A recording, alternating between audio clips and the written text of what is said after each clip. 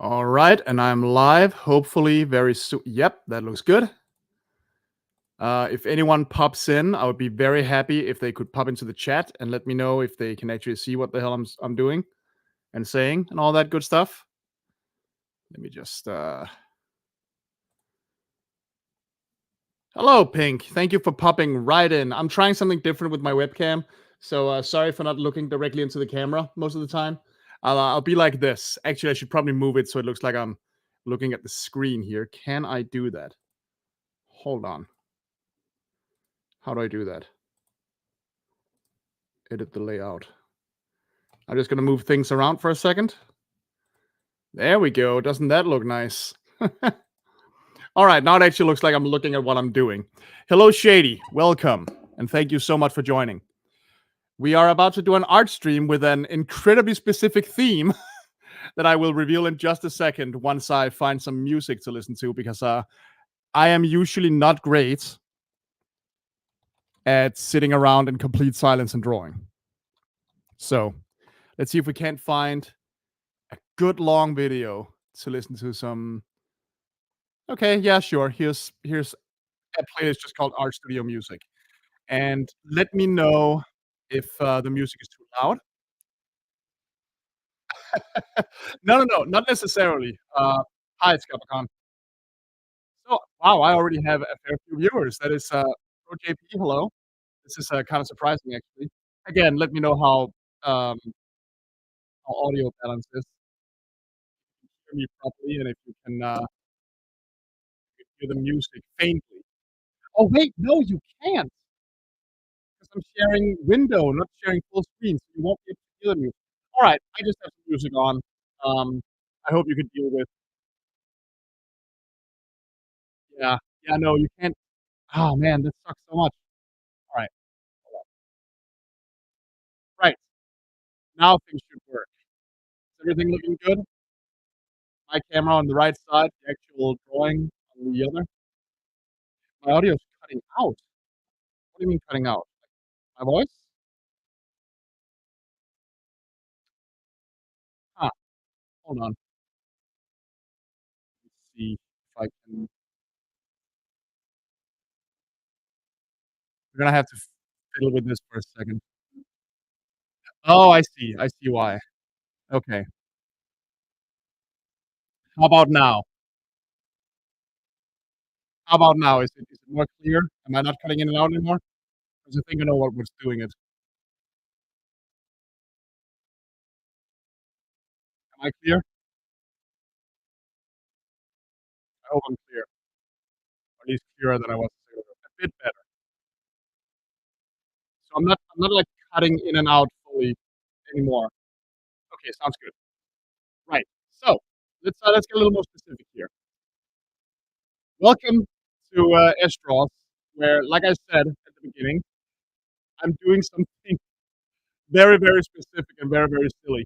So, many years ago, well, many years ago, some years ago, um, I had the idea to try and redraw some lame characters. Not necessarily like fully redesign them, but just like redraw them to see if I can make them look cool. And I thought that would be a really fun idea to do for an art stream today, and possibly for a future aesthetics video if this turns out right. Actually, hold on, let me record my screen here.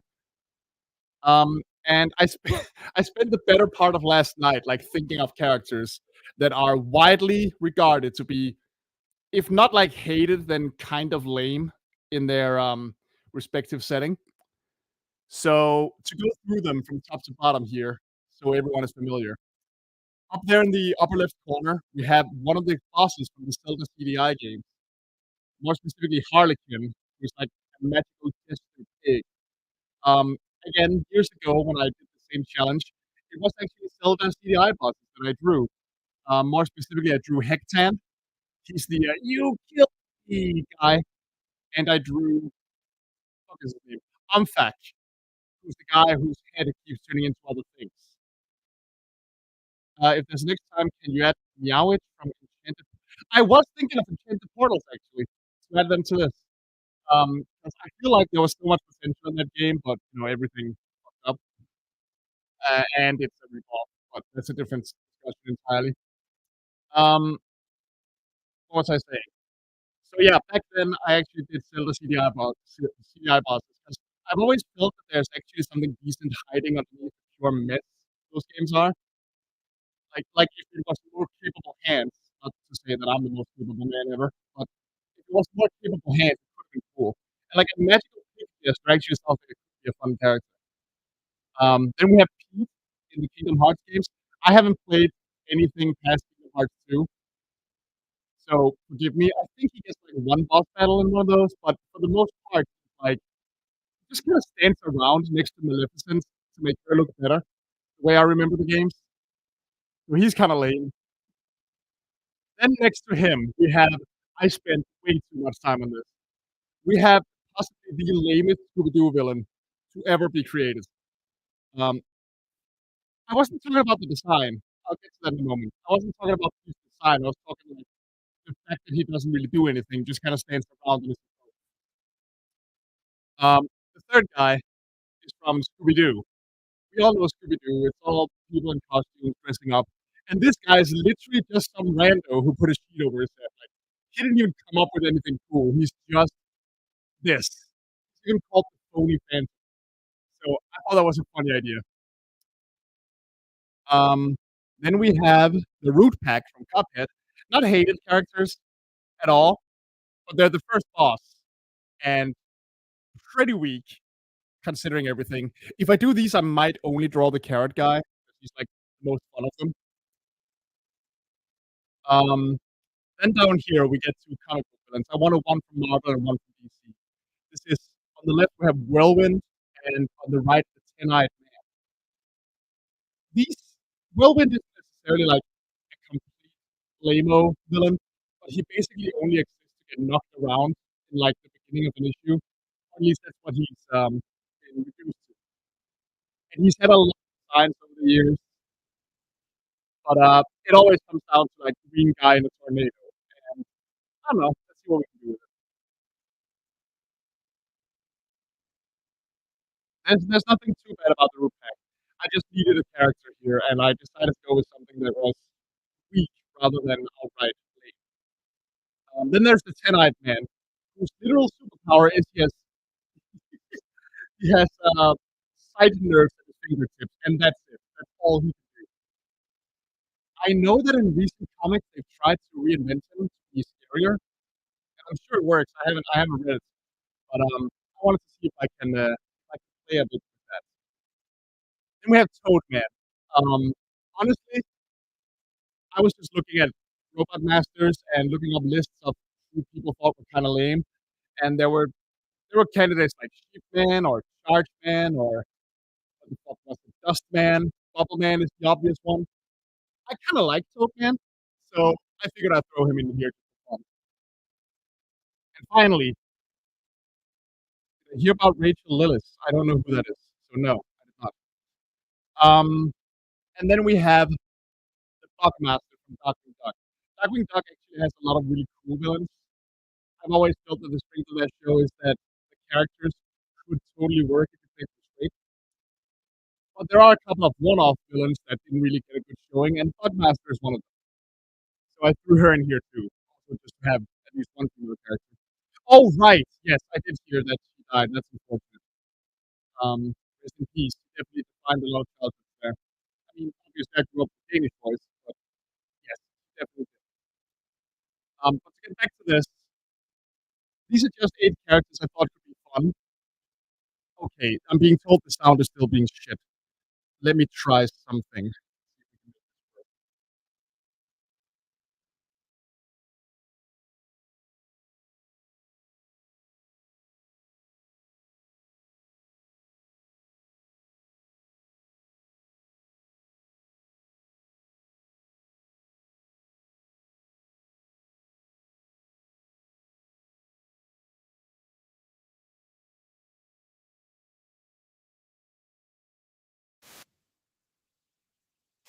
Oh, now, are we still having sound trouble? Blah. Sound problems is the word I'm looking for.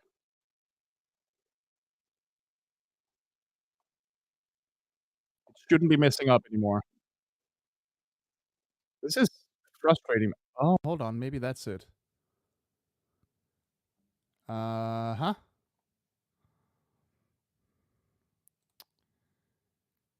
You can't just say a little bit. You have to tell me if it's a little bit better or if it's a little bit worse. I can't do anything otherwise. But why would the sound be messing up, though? I was using it earlier with no problem. Okay, cool, cool. Thank you. Okay, so to wrap up, I just introduced all these 8 characters. The idea here is that I will redraw these characters. I won't redesign them necessarily. I kind of want to see. I kind of want to see if I can draw these and make them look really rad, just by taking them seriously as characters or trying to emphasize something. Like, I won't change their design fundamentally, but you know, maybe I'll emphasize a detail, or maybe I'll play around with some colors a little bit. Maybe I'll change the style, and we'll see if we can do something really cool with these, or give them a more intimidating pose or something. So I'm gonna let a dice decide which one of these I do. And to make sure that you don't think I'm cheating, I was actually gonna hold on. Let's stop the screen for a second. And then let's present another screen, namely this one. So this is the Google Dice Roller. This one will roll the dice for us. And what I'm gonna do is, I'm actually gonna have 2 dice. Because if there's one thing I'm infamous for, is that whenever I try to randomize things like this, whatever I land on, I'm like, I don't want to do that. What if I got another thing? What if I got a better thing on the next roll? And I hate that. So I hate that about me. That's my fault. So I'm going to roll 2, and then I'm going to pick between one of the 2 I get. And maybe, who knows, if this lasts for a long time, maybe I can do 2 characters. Normally I can only do 1. It takes me about 2.5, 3 hours to draw a character from scratch, depending on their, you know, how complicated they are. Someone like Pete might take forever, but let's see. So let's roll. Never go to Vegas. Well, I would never have money to go to Vegas, so that's not even on the table. Let's roll. Let's see what we get. And obviously, we're gonna go from upper left to lower right when we count. So here we go. Well, that's a double, so we're rolling again. 7 and 2. Okay. So who do we have? Let's bring our graphic back up. 7 and 2. Oh, here we go. Sorry, I'm still not used to StreamYard. I'm trying my damnedest to make this work. Here we go. So that is actually Pete and Toadman. I gotta pick one of the 2 to draw. Huh. I mean, they're both fun. What did I say about her before? About Bugmaster? I was just saying that she's like a one-off villain that didn't really have much to her, despite the fact that other Doc McDuck villains are actually really cool. So I just wanted her in there for a little bit of female representation too. Michael Garcia. I do the same thing when I redraw Golden Age superheroes and combine them into one super. Oh, that's interesting. I need to do another one of those redesigned superheroes videos soon too. Rachel. Oh, I said I was used to her Danish voice, obviously, Misty's Danish voice. But I do know of Rachel, and I know she died, and that's unfortunate. She definitely defined a lot of childhoods with Misty. But yeah, the choices between Toadman or Pete. I mean, Pete is the bigger, more fun one, and I feel like we can make him look really intimidating if we try. I do like Toadman, but I would have to really go digging for a really cool pose for him. This is tougher than I thought it was gonna be. Shit. Alright, let's take it to a vote. Pete or Toadman? What do you guys say? I have way more viewers than I... Pete. We got 1 for Toad. We got 2 for Toadman, 1 for Pete. Keep it up, folks. 3 for Toadman, 1 for Pete. Pete is losing out here. I mean, I've drawn a couple Robot Masters before, so it works out. Okay, Toadman seems to be winning. Let me see. Actually, let's tally it. Probably. Unless someone has already counted for me, but let's see. Toadman gets...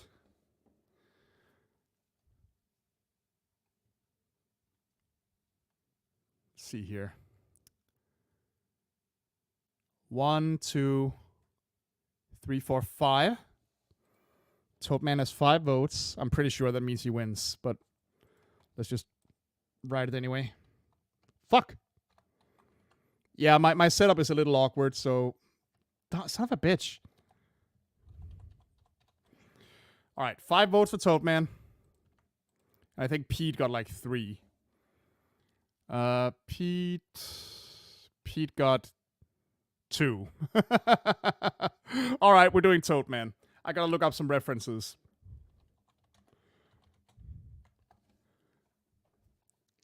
Alright, I already have 1, obviously, so let's close these others here. Sorry, phony Phantom, not today. There's Toadman. There's our boy.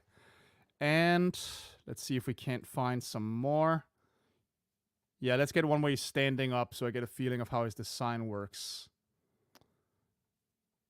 That's fan art. We're not going to use that. Oh, here we go. Right on.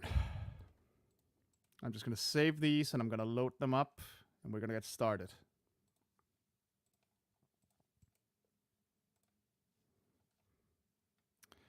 So, I adore Mega Man as a franchise and all their designs and all that stuff. I don't think I've ever actually beaten a Mega Man game, like an old school Mega Man game, start to finish, without shit like save states and stuff like that. I didn't grow up with that era of video games. So, yeah, not much I can do there. Let's just get a paper up here. There we go. And then we're going to open our Toadman pictures. Here we are.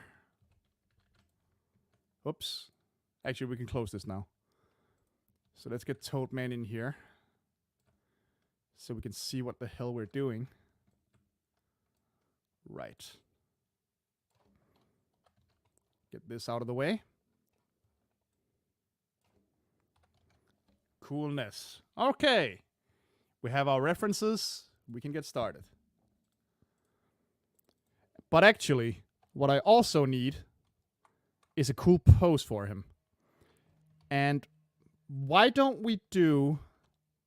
I guess you could call it a little bit of a cheat, but I'm gonna go look up poses for other frog-related characters, like Frogger, Toad from the X-Men, and... who else? Leapfrog from Marvel, maybe? See what we can get. Sorry if I'm not reading the chat, by the way. Right.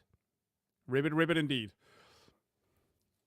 So let's see if we can't find some cool poses here.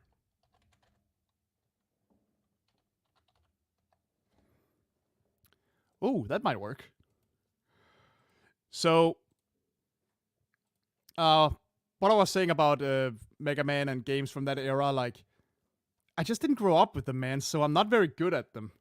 I'm actually playing some slightly more old school games than I'm used to lately for a video, and I am definitely being humbled. I'm definitely being shown why, oh god, that I should probably sharpen my skills a little bit. I won't tell you what it is. That's a surprise. Okay, got a couple of nice poses there. Let's see if Leapfrog from Marvel has anything useful. Yeah, I'm not showing you my Google search right now. We'll see what I find. That's not very good. Oh god, I keep forgetting how horrifying Leapfrog actually is. Nothing good with him. So why don't we say Frogger? Like the later Frogger when he gets all cartoony and anthropomorphized. That might have some good poses. Let's see. Oh, that might be cool. Yeah, I'll have a bunch of poses in just a second and we'll get started for real.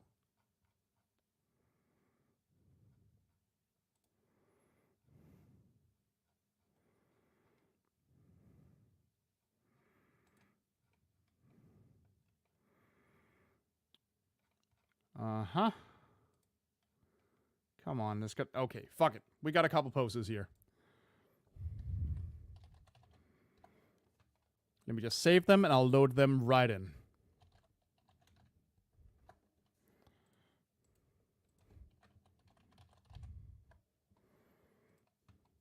Okay.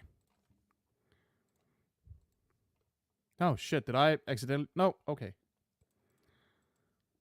Yeah, sorry for all the prep work, but that's just how this stuff works. Gotta spend some time finding the cool stuff. Alright, here we have some poses that we can maybe try. We got Toad here. Not too different from the pose in Toadman's official art. Then we got this one that's pretty cool. This is a really old school version of Toad, by the way. With the jester-like outfit. Or I guess it's more Quasimodo-esque. I actually never made that connection before.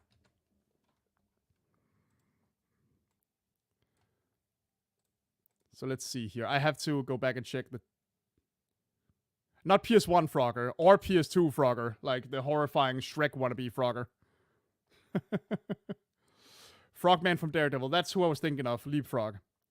Oh, you mean the villain Frogman? Nah, I'm not looking him up. Maybe it can have a robotic tongue next to it. Maybe. I actually need to look up what moves Toadman has. Because maybe we can make him attack. And then, where's the last pose I looked up? Here it is. There's Frogger. There's Game Boy Advance, early PS2 Frogger. So, okay, we have a decent bit to go on here. This is like what you would call an idea board. Just, this is the vibe I'm going for. This is what we're making. Let's put all that on one layer. Okay. Actually, let's shrink it a little bit so it doesn't take up as much space. So I'm thinking that I'm gonna do one of the two poses here on the right. Because the one right underneath the official Toadman render, it's a little too close. These are a little too similar. So we're gonna remove that. And he is a villain, so maybe we should do this one. Let me show you which one I mean. Maybe we should do this guy. Give him a real villainous pose. If I can. Kind of looks like it's drawn by Jim Lee. Possibly. I don't know. That is a very cool one, though. I actually really like this pose. Let's try going with that one. Which might be hard, because Toadman's design is a little strange. He doesn't really have a head. He's basically an egg with arms and legs and toad eyes on the top. So let's see if I can even pull this off. There's no guarantee. After all, I am not a very skilled man. Now let's see here.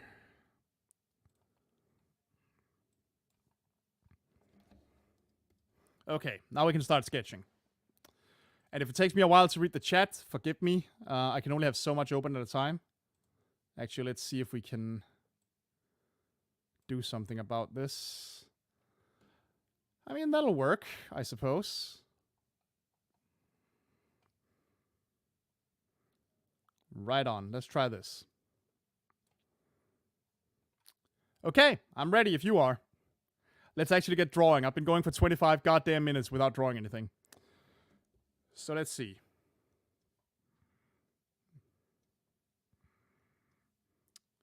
Right. Let's see, where do we begin? We need his base shape first and foremost. That's always the most important part. We can't all be perfect. Well, I mean, I needed to introduce the concept and all that, so there's that too. Okay, so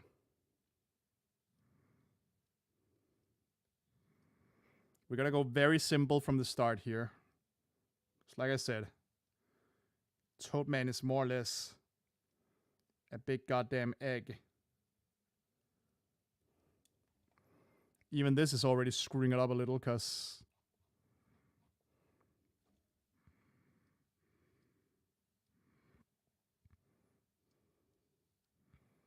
follow the body shape here.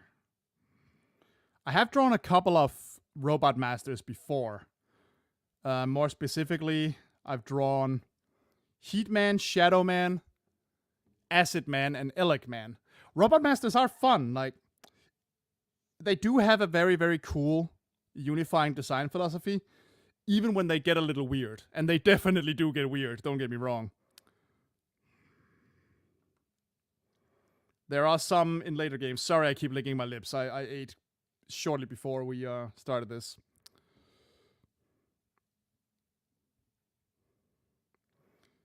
What was I saying? Even when they get weirder and they have slightly less humanoid bodies, like Toadman here, there's still something that reminds you that you're looking at a Mega Man game, you know?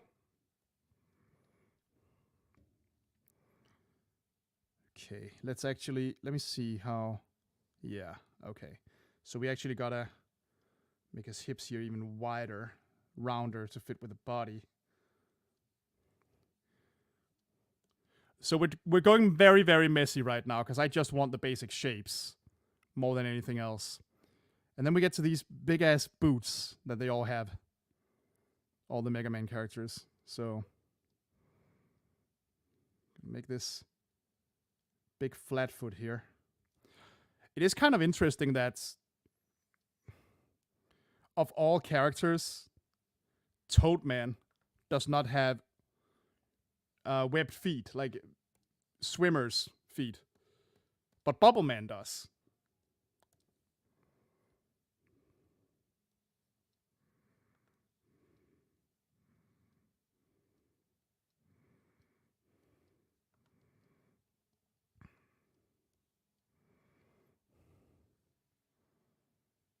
The worst is Woodman.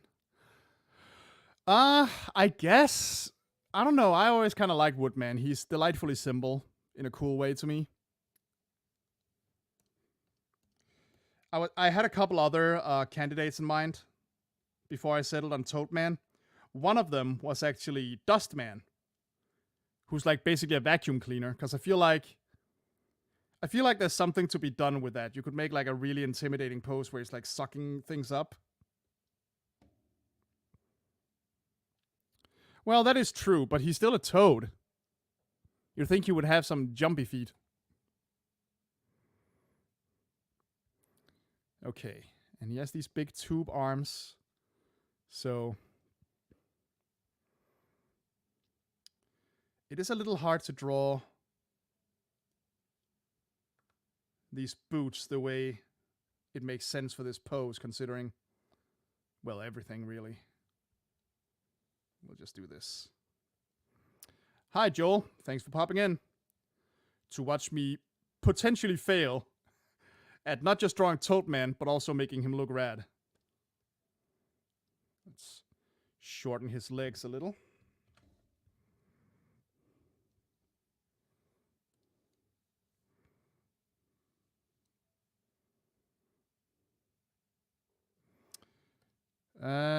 Maybe I have his hands and feet. See, the thing is, I'm not trying to redesign here. I think I said that in the beginning. The idea is more to take what's already there and make it look cool. So right now it's more a matter of, well, actually the pose he has in the official art is already fantastic. Like him all hunched over like that, it looks great for such a silly character. So, I mean, I might change a thing or two just for the sake of it, but let's see what happens here. We got his face down. Now we gotta figure out. So the thing all Mega Man characters have in common which is a thing for Capcom in general, really, is those huge goddamn hands and feet. Like, they are colossal most of the time.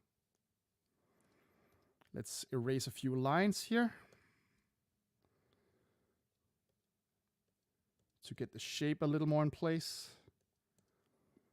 Now he's starting to look more like the egg I want him to look like. A little bit more. Give him some real bulk.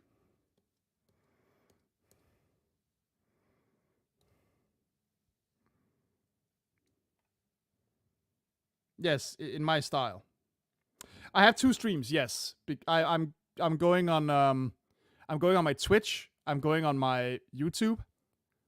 I'm going on both my YouTube channels actually, both Fiction Addiction, because you know that's where I have the biggest audience, and on my art channel, Aesthetics, because that's where it's appropriate.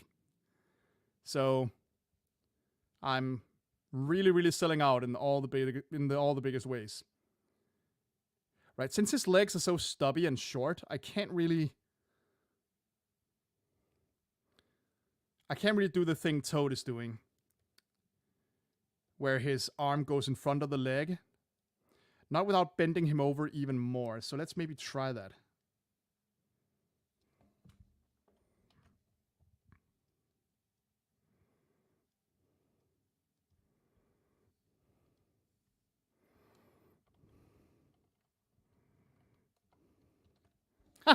That's a good explanation, actually. I like that. It's just a style thing, you know. Because if you take notice, the human characters have them too. Maybe not to the same exaggerated degree, but they definitely have them. And also, Street Fighter exists. Eggman in Mega Man. I mean, I wouldn't put it past him to try it. He would probably have to have a different name, though. Shellman or something.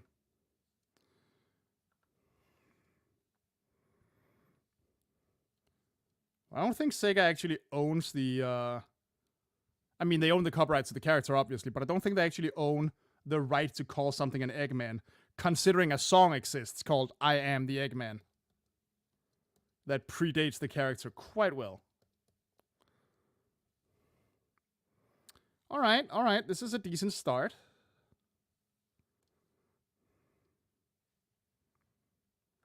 Do I sell my art at cons? No, I've never had a con table. I can't afford to go to cons or buy a table, man. I don't have money.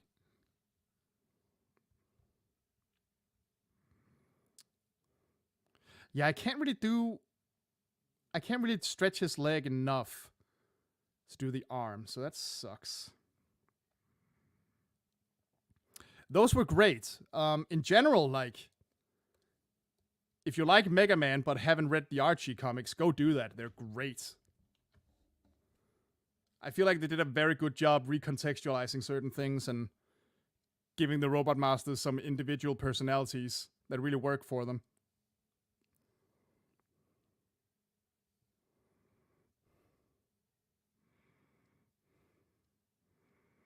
Alright, now we start making these stubby ass arms.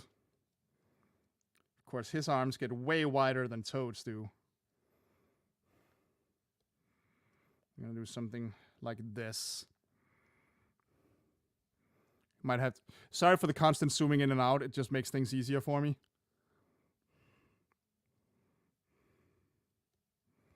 Yeah, we can't really do that, so you know what, let's change it a little. Let's move his arm so we can actually see his legs. In fact, I think I drew that arm too big, now that I look at it. So let's make the feet even bigger. Really sell that this guy is supposed to be huge and bulky.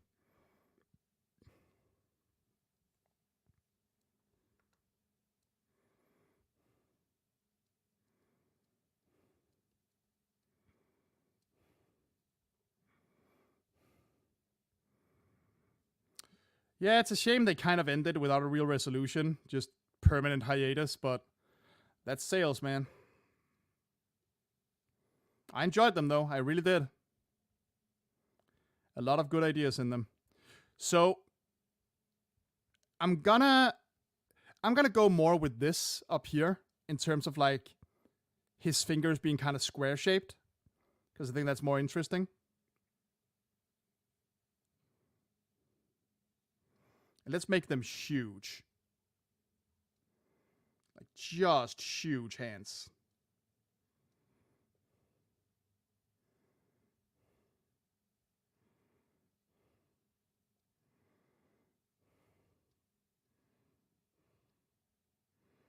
See, now I'm gonna have to expand my my canvas a little bit. Actually, a lot bit, but whatever. Let's see.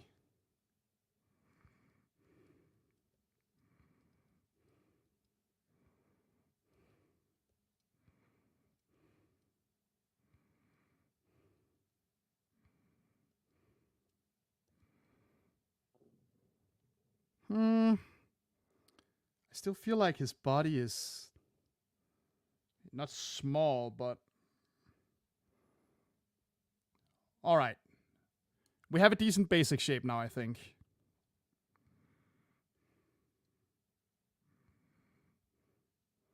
The real problem is figuring out. All right. Cool. Let's expand this a little bit.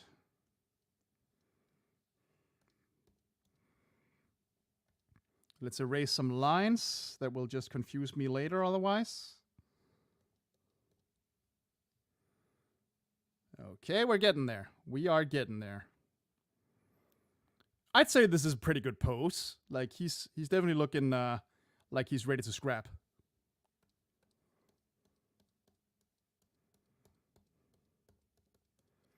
So now let's actually,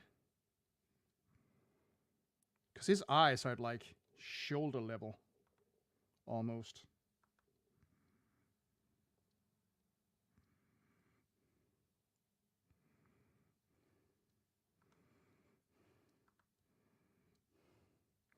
Let's give him those huge Mega Man eyes.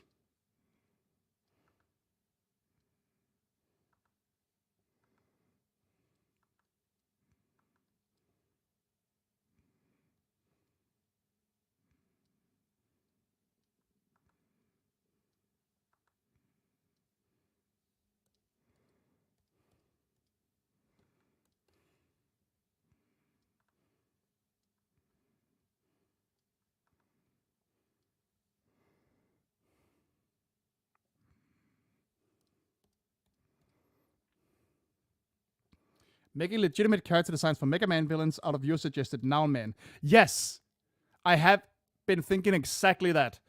I was just unsure of how to ask, and since my audience isn't very huge, no offense, like I'm very happy you're all here naturally, but realistically, my audience isn't huge.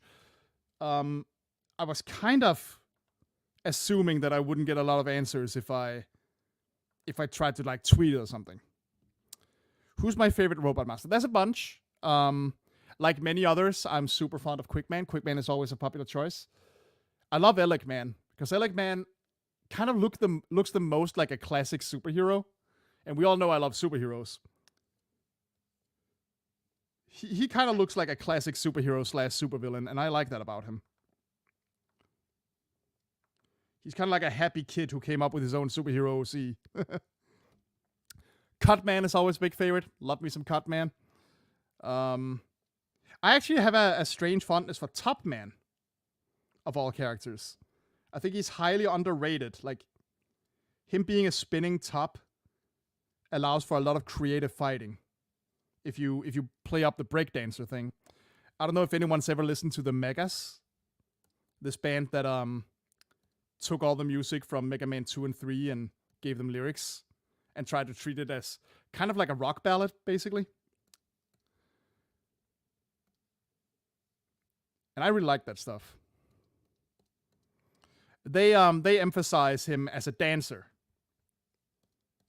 Like that he sees battling Mega Man as a dance. A contest of skill. I like that. Heatman is fucking fantastic. Like, whoever came up with just poking an evil robot head out of a Zippo lighter Bravo.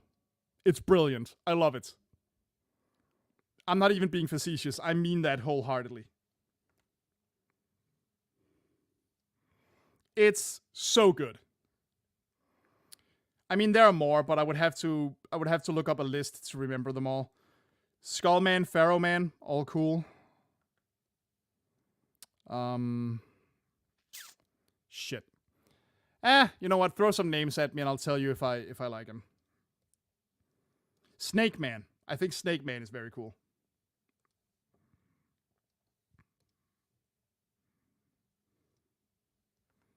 Damn it. I need that strong color. Oh, wait. I see why. There we go. I'm being a bit too much of a perfectionist for what's only a sketch right now.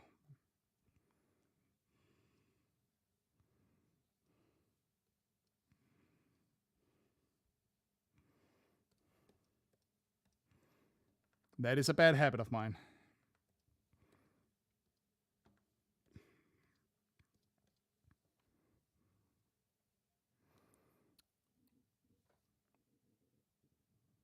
So just to make sure, you will accept requests for characters with some lame designs if this live... Yeah, sure. I mean, I make no guarantees that I'll actually use them, but I'll absolutely take suggestions. That's kind of the point of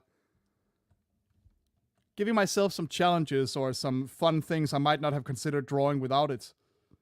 It's kind of the point of making this art channel to begin with.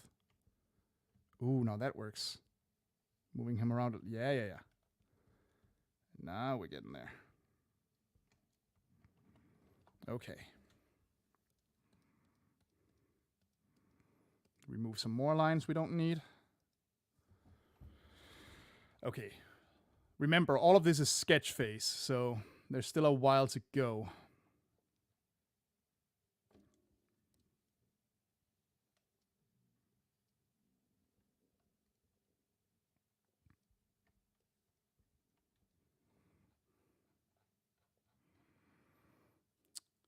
Meowwitch from Enchanted Portals. Is she the witch boss right in the beginning?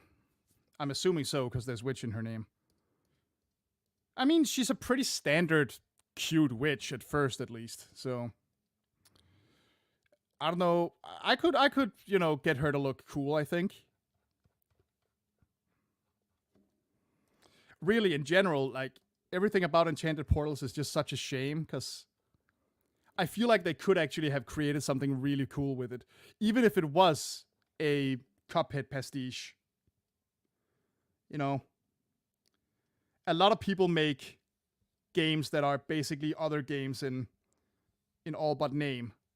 We accept that all the time with fan games off of franchises that nobody takes seriously anymore. And I know that's a different deal, obviously, but I mean, it's just so flat. There's no personality to it. There's no real story. They clearly cheaped out on sound and stuff. It's such a shame. I really feel like they dropped the ball. It could have been cool. But oh well. That shit happens, man.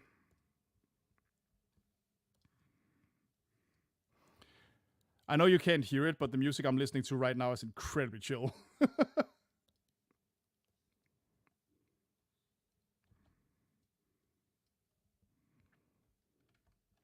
Did anyone like Mighty Number? Not that I've heard of.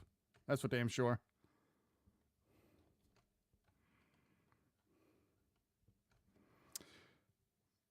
Yeah, I'm inclined to agree. I mean,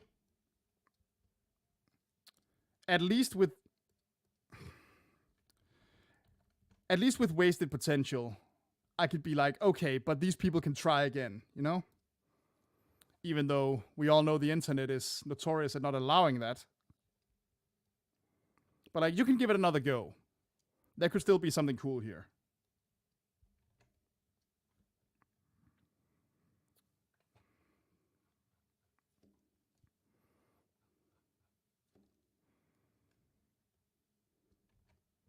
But it does hit a little harder, at least to me, when I'm seeing something where I'm like, I want to like this so much, but there's so much wrong with it. That happens a lot when I play indie games, indie horror games, by the way. And I try to be very lenient, You know, knowing I haven't made a game before, so I don't want to be an ass and pretend it's easier than it is. And B, you know, these are amateurs making it at home, but it does happen a lot that there's a game where I'm like, oh, this is so cool, except for this one gameplay thing that ruins the whole fucking thing for me. And a lot of it is opinion, obviously, but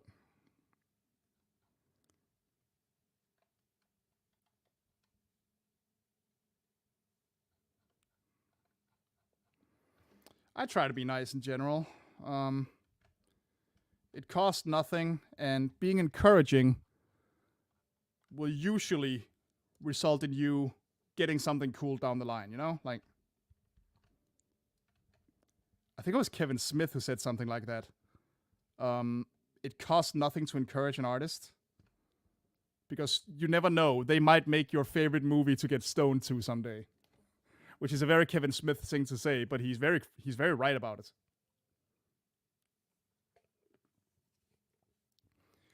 Janitor Bleeds. Yes, I believe there's a playthrough of it on my Let's Play channel, actually. I like that one. That was creative and weird.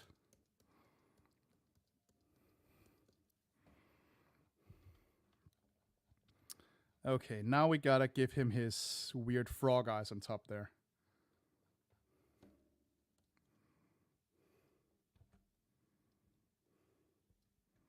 I'm pretty sure I did, at least. I could be wrong, but...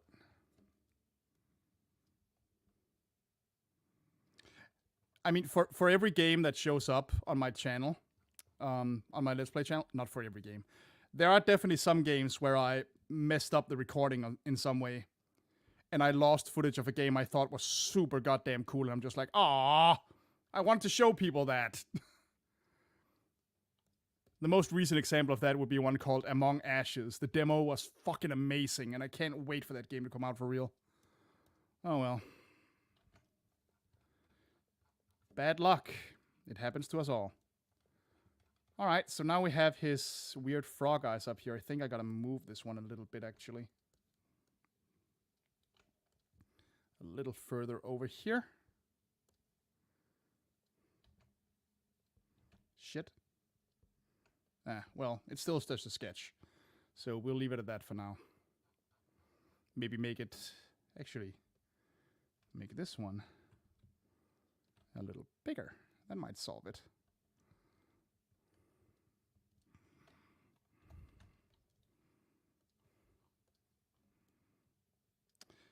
Yeah, this is something with digital art that I try to tell my students, like, just move shit around, resize. It's a sketch. It doesn't have to look perfect from the get-go. Just figure things out.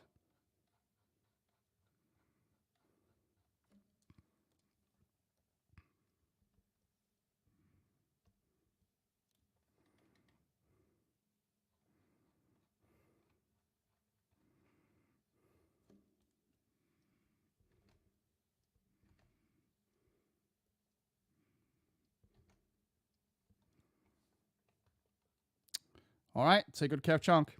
I've been looking for your playthrough of Octodad. It's apparently... Yes, I privated... I didn't delete them. I privated gameplays on the old channel. Well, not the old channel.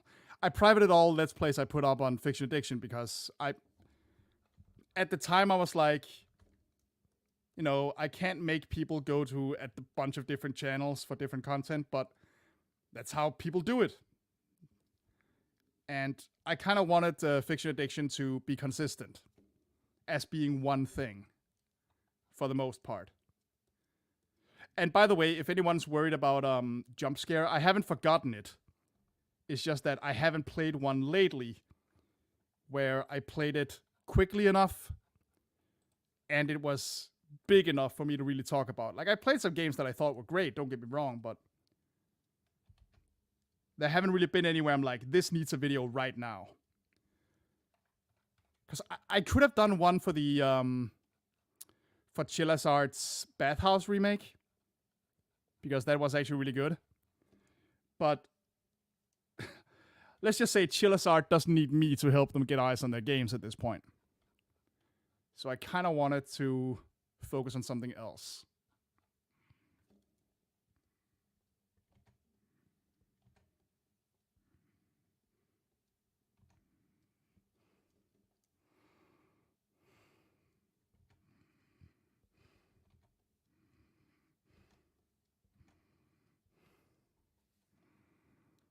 All right, Michael, thanks for joining.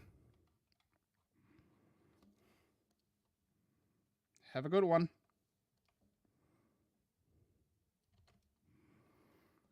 So what do we think? Do we have us a decent toad man here?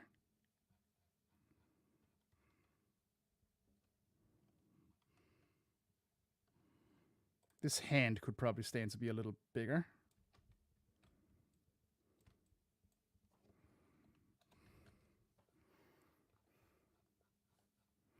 I mean, I haven't really done anything to change his design exactly. Which I guess was kind of part of the point. Like I said, I didn't want to redesign him, but I wanted to see if I could maybe do something extra to make him look a little more intimidating and a little less like the joke some people want him to be. So what can we do to make this a little more interesting, perhaps? I wonder. How about, first of all, I'm going to move this hand a little bit. Get it down here.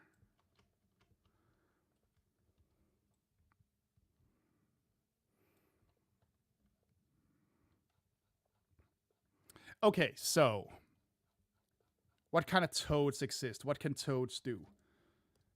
There are some toads and frogs that are venomous. I don't think we're going to get that in there. I mean, I could have things like dripping off of him to give a slimy frog thing. Slightly more emphasized grabbing pose. All right. Let's see if we can exaggerate that pose a little more. That might be a good idea.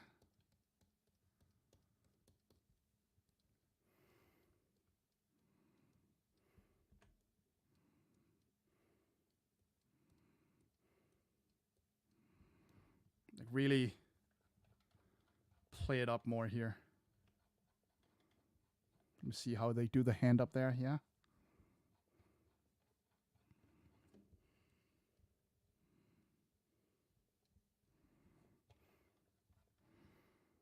And then actually, let's do something. Let's try and make it a little bit more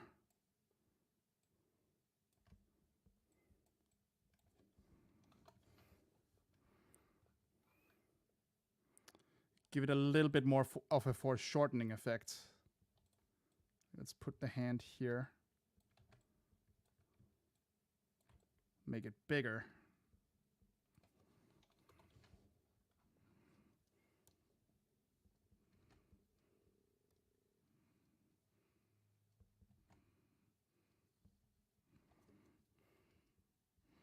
Like now it's really reaching for you.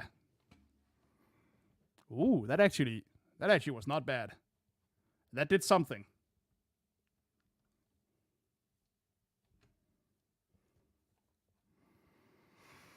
That definitely had some kind of effect.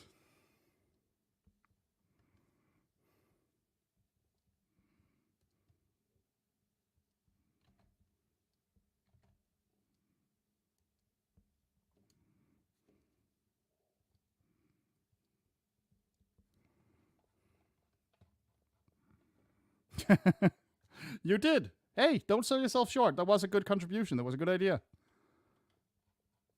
All right, so now I'm going to do something that I often do when I sketch digitally. Actually, when I sketch in general. I'm going to fill in some very, very simple base color. Just, you know, fill in the darkest parts. And what this does is it kind of helps me later to have some idea of what it's supposed to be, you know? Like, oh, this is the darkest part of him. And it gives me a better idea of what the finished product will look like. Does that make sense? I hope that makes sense.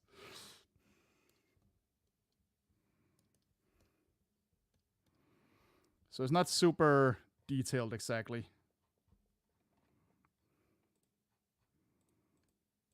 Just like some real quick base color.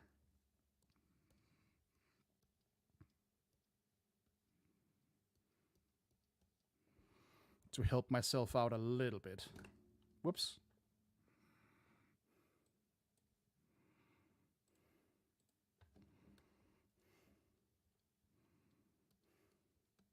Yeah, just fuck it. Like that. And his big ass arms here. Oops, nope.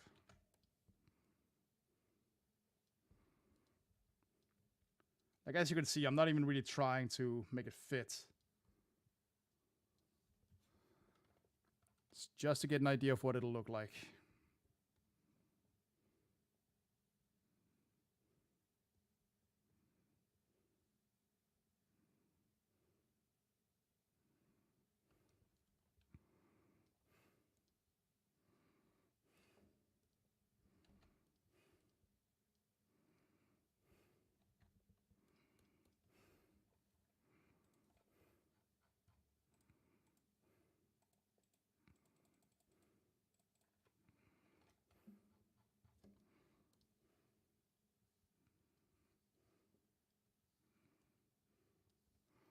Mm-hmm. Oh, shit. Gotta move that back around. There we go.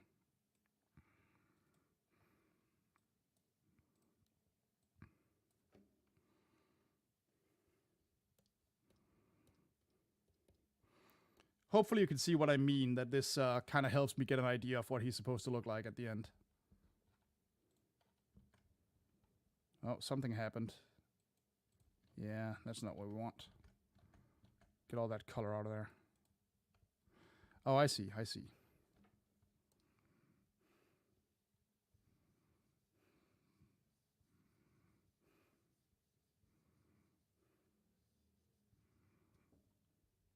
So this isn't really anything necessary to do, but it helps me out. So I do it.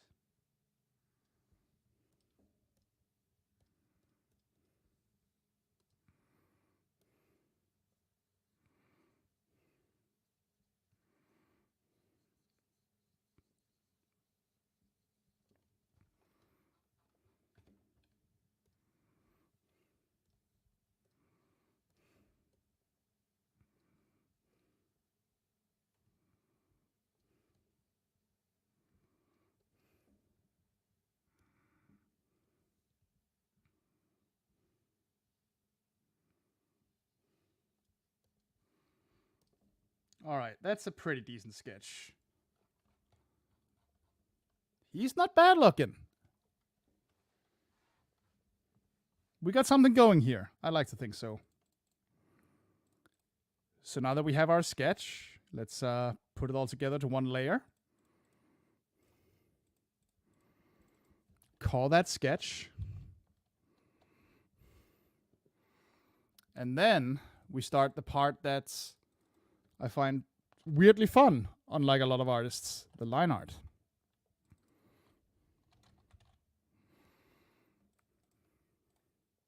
We can remove our references for now.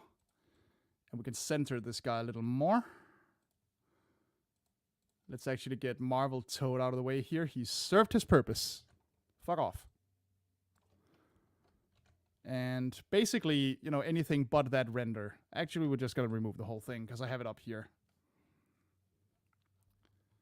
So how are people liking this so far? Maybe, oh, hold on. Idea.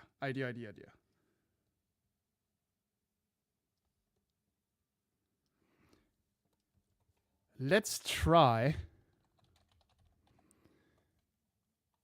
What does a toad eye look like? Yeah, toads have these kind of weird long slit eyes.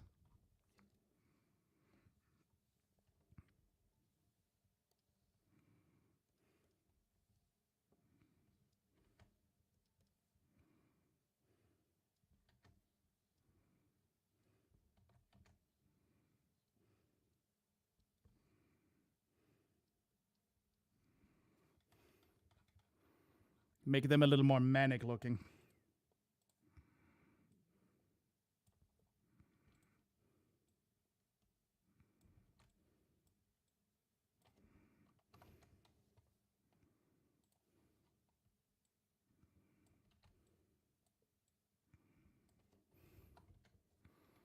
It's not a huge change, but I think that adds something.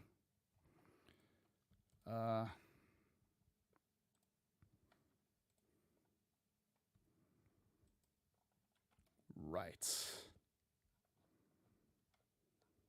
Okay. Yeah, I think we're good. And maybe, what else can we do to emphasize this guy?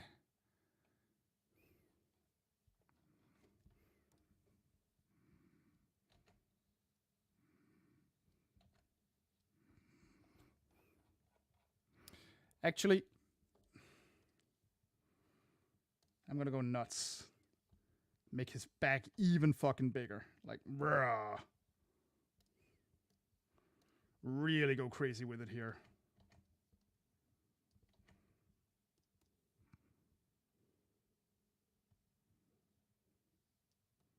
Like, really make him a ball.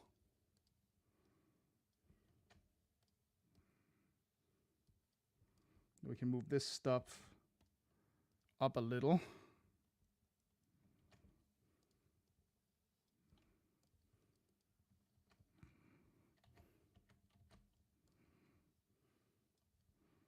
A little closer.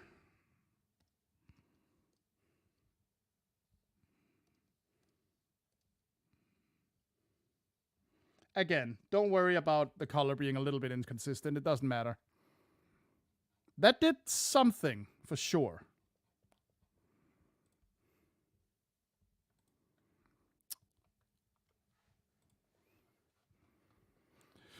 So people, you're free to like suggest more random characters that could be fun for this in the future. Or just ask me whatever. I'm here for the same thing.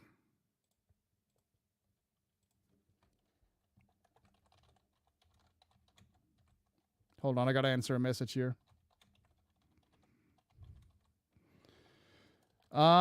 John says hi.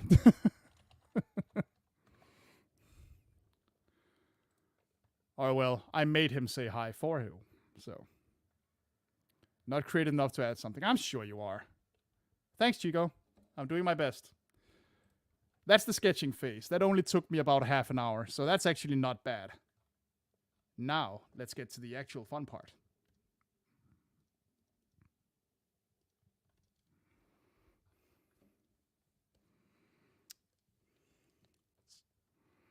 Let's see.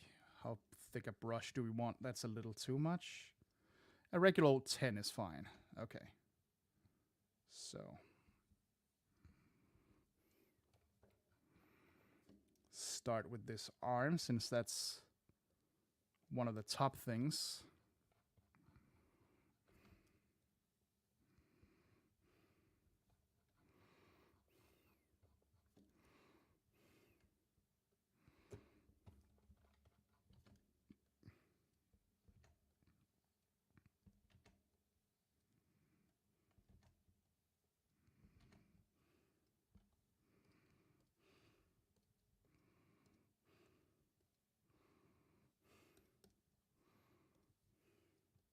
Whoops.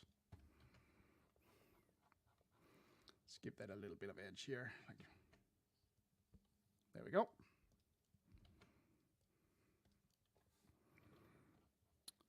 Have I played the Snufkin point and click? No, I haven't. I kind of wanted to because it looks very, very cute. But, you know, with all the spooky indie games I play, I don't have money for all the games I would like to try. That actually does remind me, and please don't take this as begging, because that's not what it is. We're closing on September now, which means it'll be October soon. And if you know my gameplay channel, you know that in October, I try to upload a horror game every day, which is not always easy. So I was wondering, if I were to post a link to my Steam wishlist on like the Discord or social media or whatever, would that be okay? Like, I really don't want to come across like, give me shit. Especially since I know full well that the Let's Plays aren't what most people follow me for. But I was thinking of it as a way to like get to play more stuff, show a little support if you want to. Like, there's absolutely no pressure on this. Like I said, the last thing I want to do is come across like I'm saying, like, you owe me this, because fuck that. Of course they don't. Because nobody does. Because let's just say my my Steam wishlist of weird little spooky games is long at this point.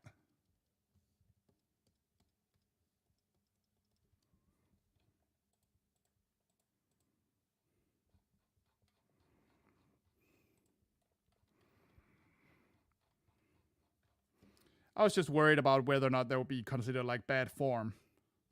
And I can totally understand if it is.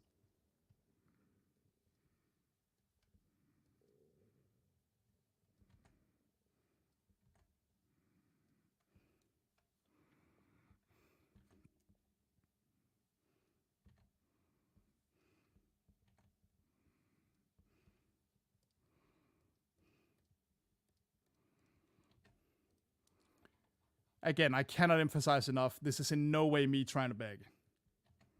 Or saying that people have to do this. I'm literally just asking, would people mind if I asked?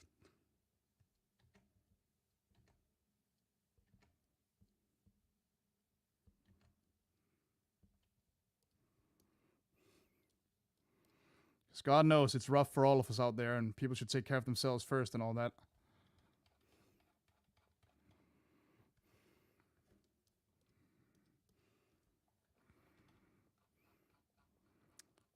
But I like to think, and maybe this is me patting myself on the back a little more, I like to think if I can entertain just a few people with my silly excitement over spooky nonsense, then I consider that worth it. Hey. Once again, let me be clear. I'm not expecting anything. So don't like make plans on my behalf. I'm literally just asking, would people be okay with me putting the link up somewhere?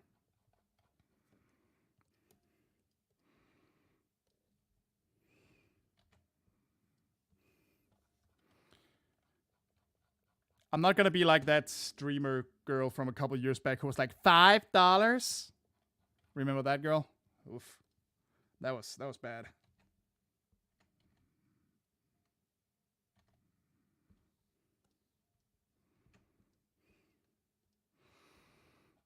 And I'm not usually super fond of throwing shade, but good heavens.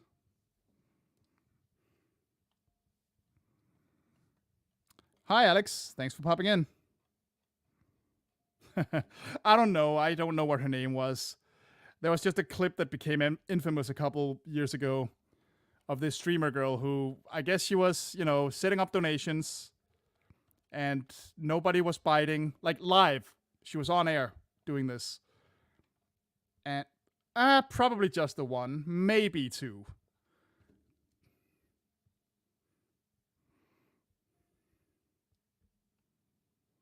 Plus, like, I kind of made the rule, quotation marks, that when I do videos, I won't stream everything I make for the videos. There's got to be a couple surprises. I was not aware of this. No. A scarecrow figure sounds awesome. What was I saying? Yeah, there was this streamer girl who started taking donations, like live or something, and nobody was biting. And then she went on this huge goddamn rant live about how she was only asking for $5, and if people couldn't afford that, they were basically losers. I mean, I'm paraphrasing. It might have been a little more lenient than that, but it was not a good look. Let's put it that way. Batman Beyond. Rewatching that recently, actually. Because I got the Blu-ray box.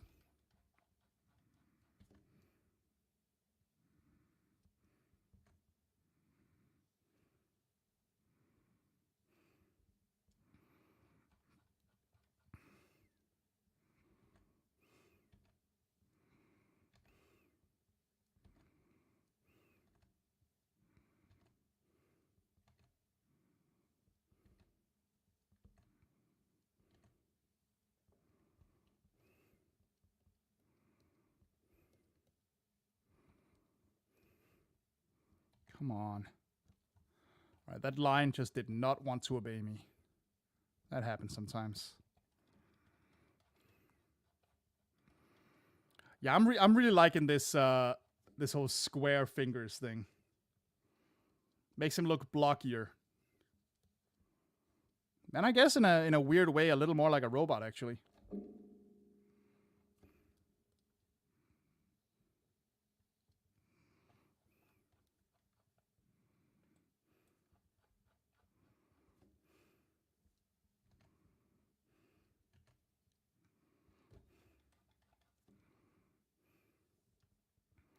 Mm-hmm.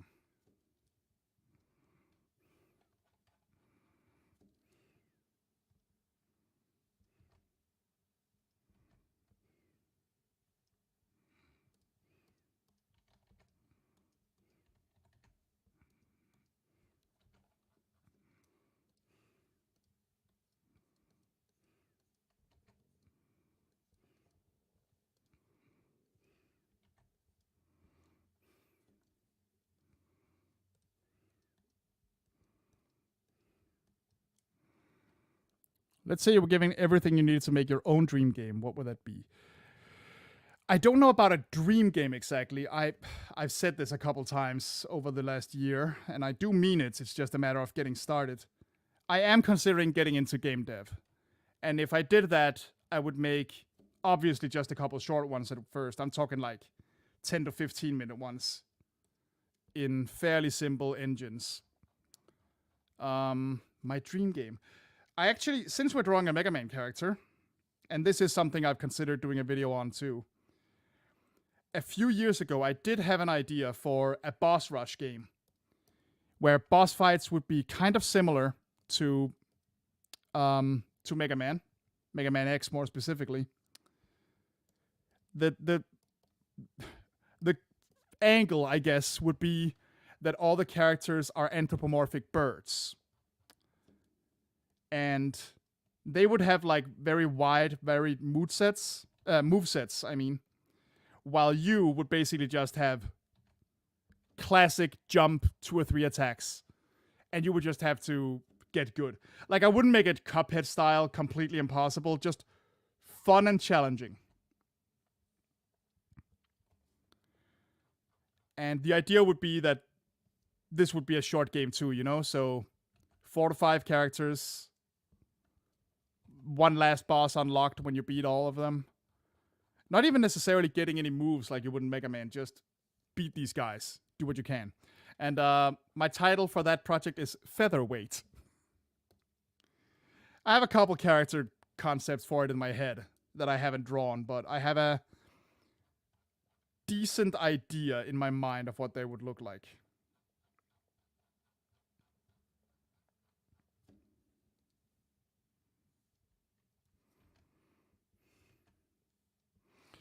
Like, one would be a very big buff toucan dude. Well, not buff, more like stocky. Like built.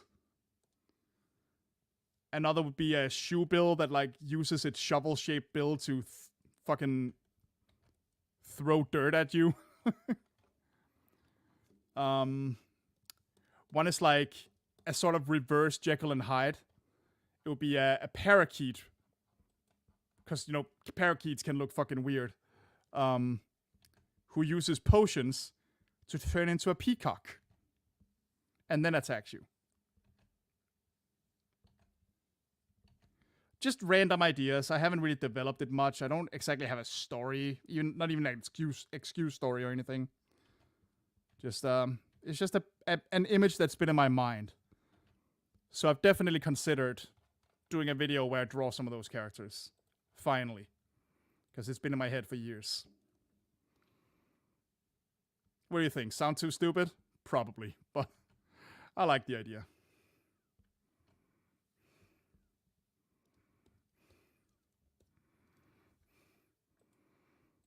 And then, you know, if it was something people liked, it could always get an extra boss later or something. Yeah, good to know. Maybe I will.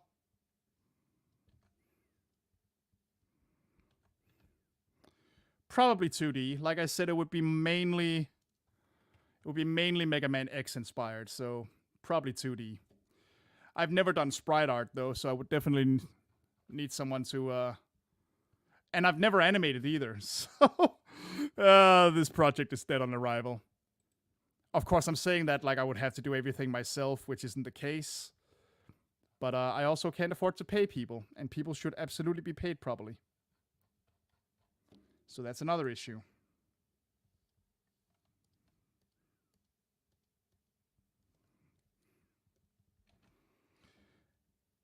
Aside from that, I have a few, short horror games in mind. Some of them based on short film ideas I never got to make. Some of them based on comic ideas I didn't go with when I was making short horror comics. And all that stuff. There's plenty. This hand will not look right no matter what I do. Jesus Christ.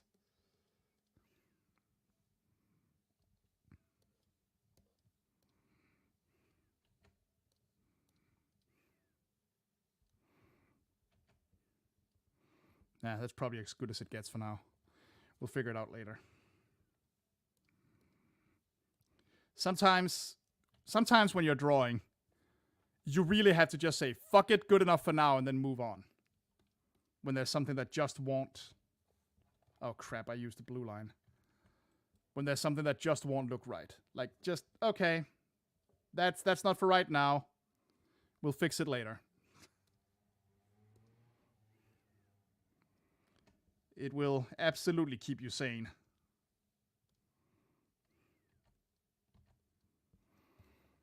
Because Lord knows, every artist has had that moment where they're like drawing the same finger for an hour. Because it just won't look right. How's the webcam, by the way? I'm aware I'm not looking in it very often. I just wanted to try a different setup. My webcam is old and not very good, but it's what I have.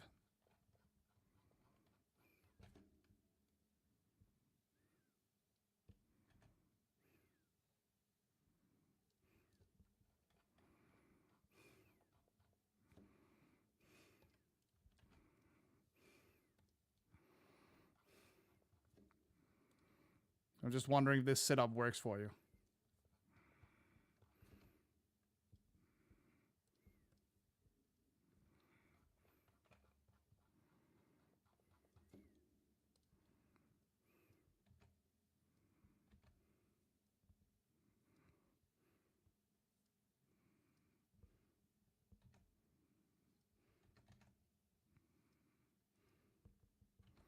Okay, that's good. But also just like, does it look all right? Like, is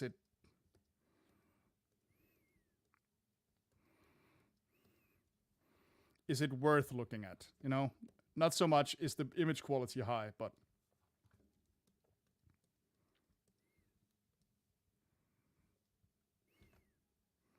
I guess I'm a little vain about these things. I want what I do to look good, Okay. Looks a little odd, but that's just this body having odd proportions with this pose. So it's fine.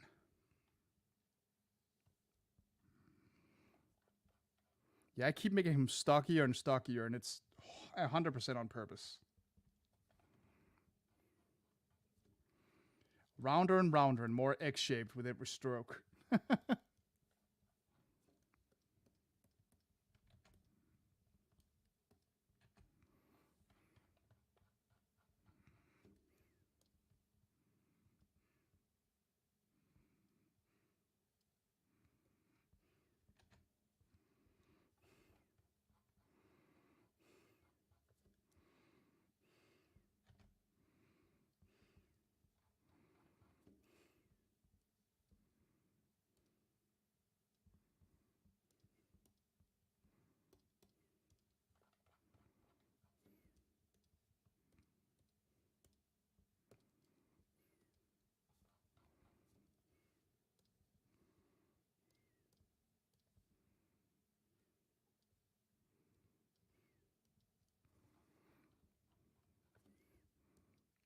Hey, what's wrong with eggs? Eggs can be intimidating. There's at least one villain out there two villains out there who made whole careers out of being eggs. So, gotcha. Also, alien eggs, dinosaur eggs. There's a lot of eggs out there that are scary as hell. Don't underestimate the eggs. I'm being very silly now. And it's 100% on purpose. See, I'm trying to draw this leg bent. And it is not easy considering these big Mega Man legs don't usually bend like that.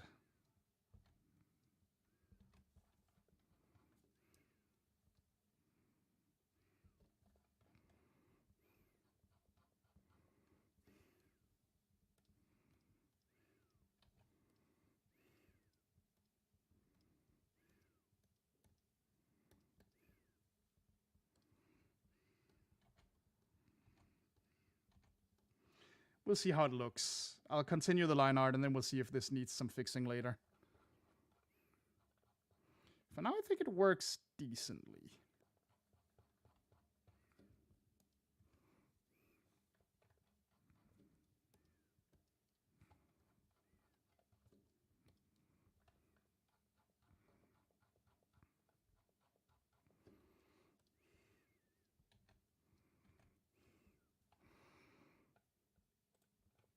Do you get the feeling that this is a bent leg? Yeah, I think you do. I think, though,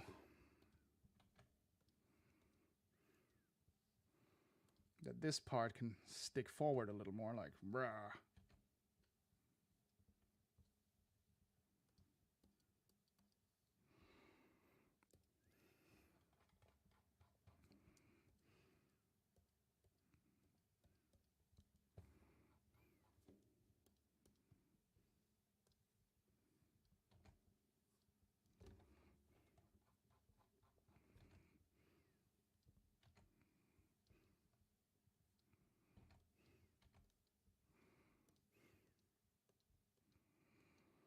Yeah, I kind of think I'm failing the challenge because I'm definitely not making him look cooler or more intimidating than he would under normal circumstances, but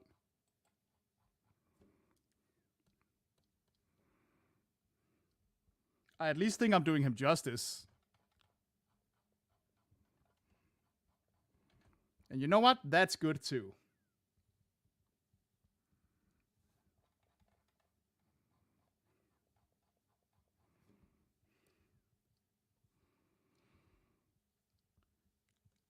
Like I keep saying, the challenge wasn't so much to redesign them or change them.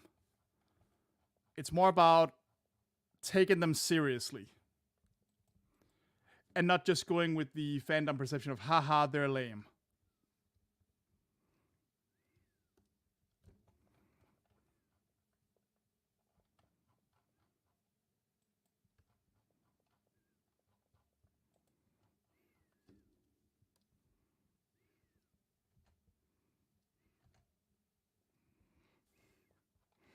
Because I think I've said this before in at least one video. I don't really believe in lame concepts or ideas. I believe just about any idea, no matter how stupid it sounds on the surface, can work. If you actually sit down and work with it and figure out, okay, what vibe does this give off? What vibe do I want it to give off? What aspect of this idea should I go further with? And so on and so forth. Because even characters that tend to get branded as pathetic loser characters. Oh, shading will absolutely help. Right now we're just doing line art. Even characters that get branded as like pathetic, you can work with that. You know, you can make that part of who they are, and it can work to their advantage. That's what made Superior Foes to Spider-Man so good. That it acknowledged the existence of like a lower hierarchy of supervillain. They're just like, well, what is it like What is it like being that? What is it like knowing that you are not very high on the ladder and just trying to make a career out of it? How does that feel? What does that do to you?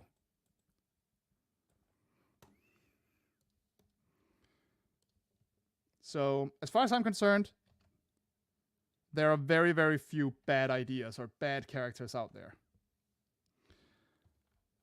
There's just writers who didn't succeed. I don't want to say failed, but didn't succeed in finding what worked for them. And obviously, you know, it also varies a lot with personal preference. Like many years ago, I keep sounding like some wizard in a fantasy. Many years ago, in the Spider-Man comics, long before there was a Spider-Verse 2 to compare it to, there was this one comic that actually reinvented the Spot in a really cool way, where he had gotten lost in the dimension he goes to when he teleports, which, okay, not that new an idea, but it's fine. And when he came back, he'd actually gone mad from the isolation, so now he was mute. And he only communicated via spots. Like, he didn't speak. He left notes with like a weird language of spots of different sizes. Almost like a weird Morse code thing. And they just played him as an assassin, basically. He was just killing mobsters that had gotten his son shot. And he was terrifying, because his powers are terrifying. The dude could literally be anywhere at any time. There's nowhere to hide. And the end of the issue was even like the main guy he was after going to jail and basically going insane from paranoia, knowing full well that at literally any second, the Spot could just pop in there and murder him. And of course, you know, comic books being comic books, the Spot went back to being a silly goof later, and honestly, that's probably what he's best at. But I really liked that take. I thought that was interesting, and I would have liked to see one or two more stories where they worked with that. But oh well. We can't have it all. Okay, I think that does it. Sometimes having lame-looking characters with dark backstories, making them insane, can make them more memorable. Well, yeah, I'm a big fan of the villain gets an upgrade trope, you know?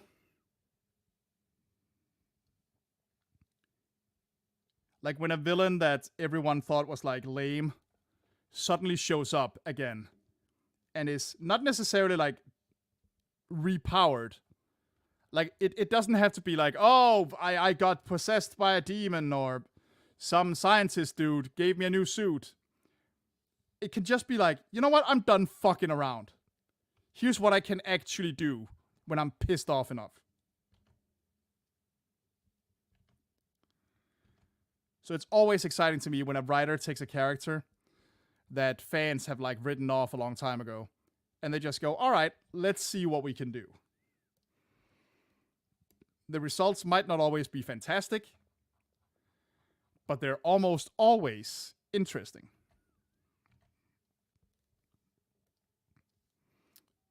I can't remember who Double is.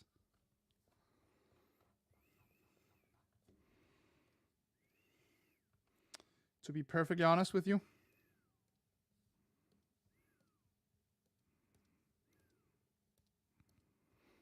Whoops. Didn't want that to happen. There we go.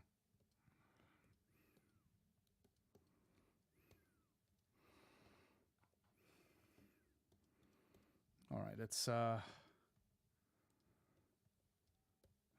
widen this a little so he gets a little more depth. That actually is kind of scary. Like, he is a reaching. And he'll get you. Oh, he'll get you.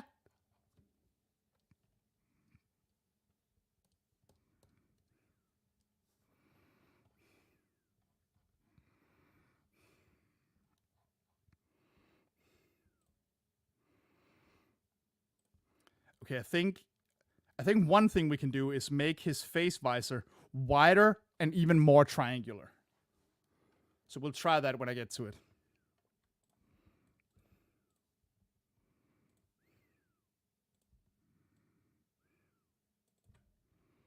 For now, let's give him his, frog eyes here.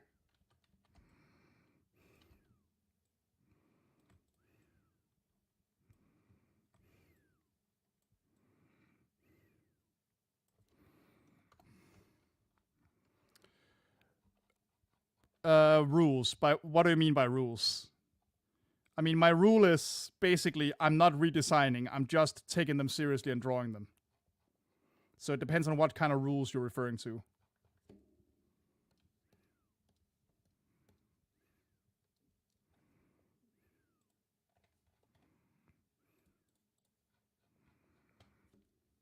I mean, you can't redesign from scratch. Yes. Well, not that I can't. I don't want to. I just want to treat these characters seriously. Like I'm saying, okay, let's do the best we can do with them. Instead of just being like, haha, look at this silly asshole. Then just be like, all right, let's try and come up with something cool to have them do or say or, you know, something.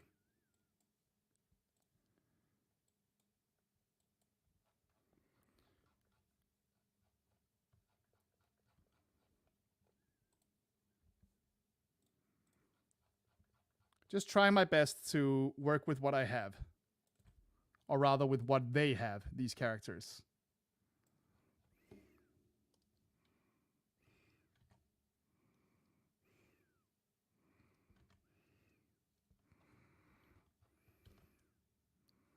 I already have other challenges that are about redesigning, so, you know.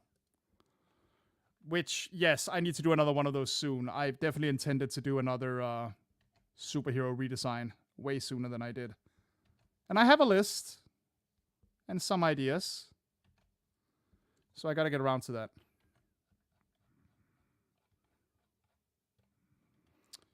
They probably would, yes. That is absolutely correct. I messed that up. Let's go back a couple steps. Thank you for reminding me.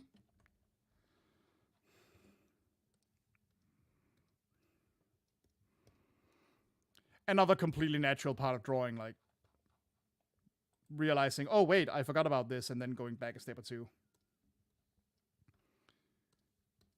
I mean, to sound like a total douche, I probably would have realized that myself at some point, but better to catch it now than later, so thank you.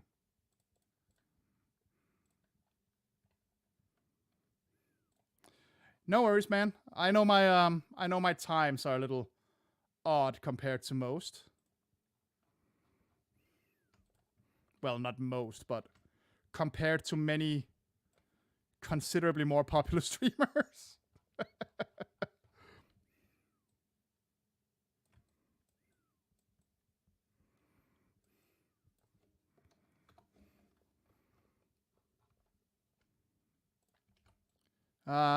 Committing the crime of being European on the internet. What's a guy to do?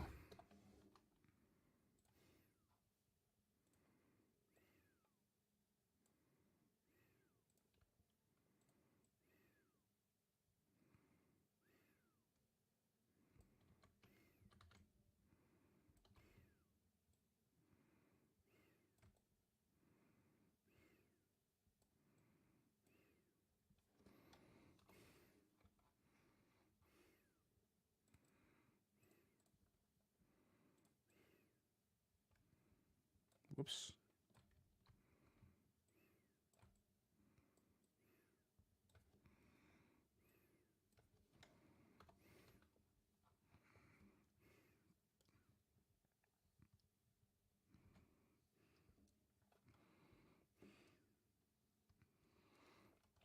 I mean, I'm exaggerating a little when I say stuff like that, but it does definitely feel sometimes like unless you're born American, you basically have no chance on the internet. And I know that's nonsense, but I'm just saying how it feels sometimes. Which is bullshit because PewDiePie is fucking Swedish. So, there you go.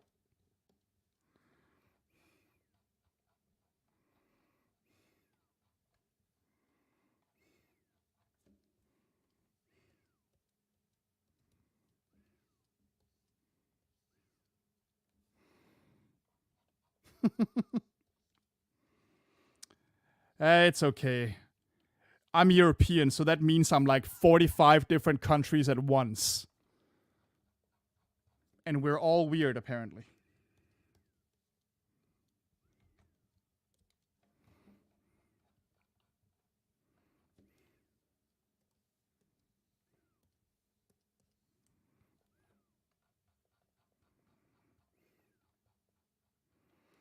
Because welcome to the internet.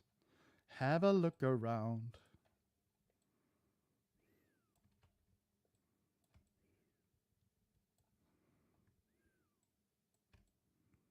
Just turn that a little bit. There we go.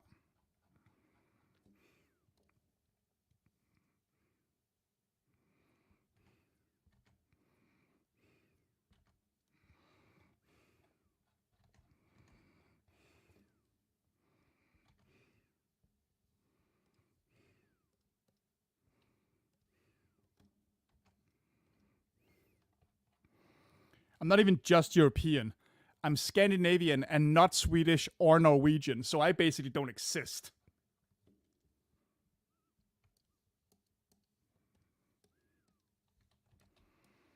Trust me, there is nothing more infuriating than when a piece of media refers to like Scandinavia and they only show Sweden or Norway if they get really lucky. Like, fuck off, man. We're here too.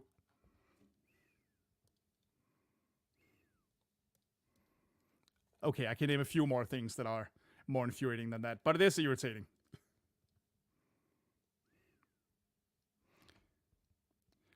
I will say, I do find it very funny that when people do refer to us, to Denmark, the joke seems to be that nobody knows anything about us. That in itself is very funny. I remember, if anyone remembers the show Dan Versus, which you should, because that show was hilarious. There was an episode where at first I was like, oh man, these guys don't know anything. What the hell are they doing? And then I realized that was the actual joke. I don't remember the exact context, but Dan, the main character, gets like locked up. Oh, we need to move this leg actually. He gets like locked up and put in a cage somewhere. And there's a guy in there with him who they explicitly say is Danish. Which, okay, cool. I'm sitting there doing the Leonardo DiCaprio meme, right? Like snapping my fingers, pointing at the screen. And it very quickly becomes clear that they're just saying incredibly random crap that has nothing to do with any nationality. And the guy speaks complete nonsense and he behaves like a hamster for some reason. Like, there's a lot of just plain weird shit going on. I'm like,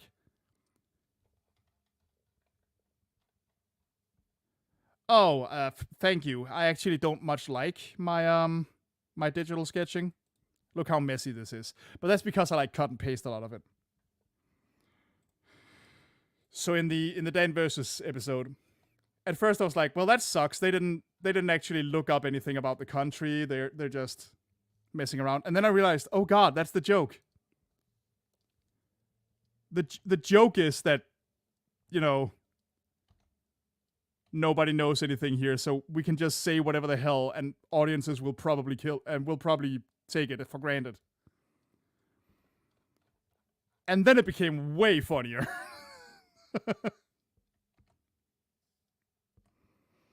And I've noticed that happening a lot, actually.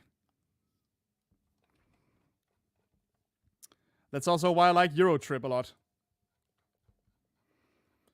Because the joke isn't, haha, Europeans are weird in that movie. The joke is, wow, some Americans really believe this shit, huh?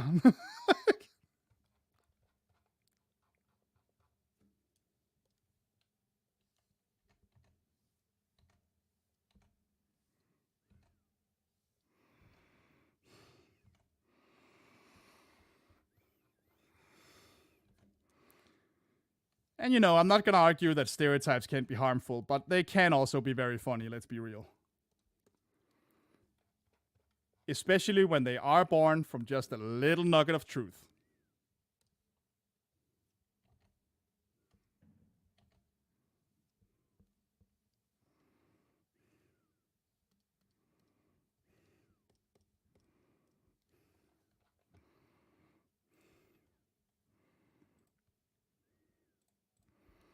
All right. Toadman is starting to look good.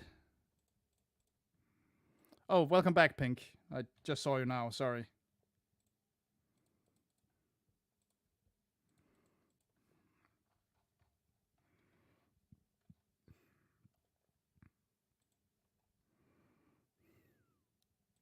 Let's see here. Right. Okay.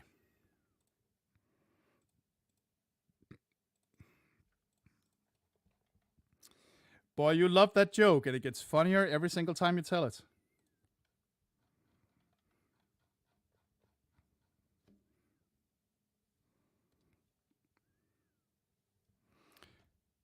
And hey, guess what? Here's a little tip.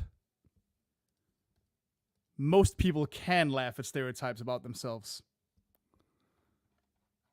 Take that, certain types of activists.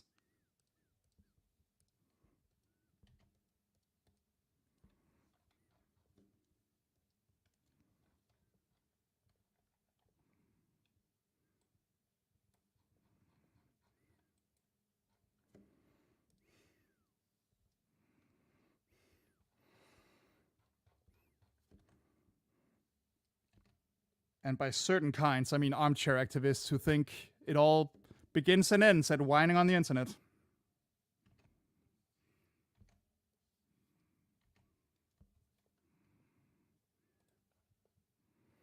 Especially if they can whine on behalf of someone else. Whoo boy!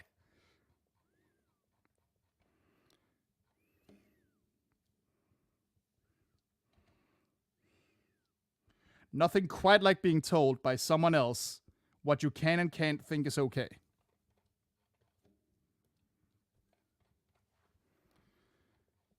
All right, that's enough of that rant for now.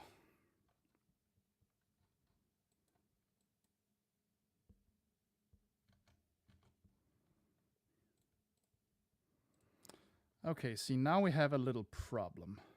I'm gonna have to move the leg a little bit again because I messed up. See here, the lines are touching a little too much. We don't want that. That makes it messy to look at. So we're gonna pull the leg down just a bit.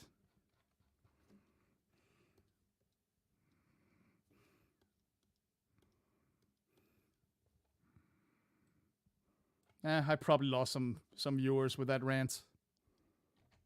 But I stand by it.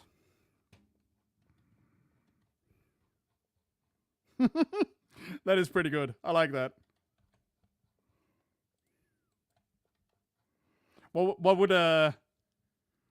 would Jesus's Kingdom Hearts Organization 13 name be? How do we get an X in Jesus and rearrange the letters to make it sound as moronic as possible?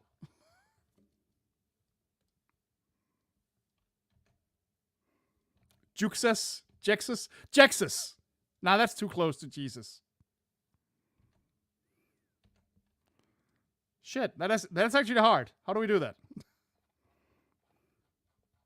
Oh, hold on. I can... Ah. Ha ha ha ha! Okay. I found a solution to my problem here.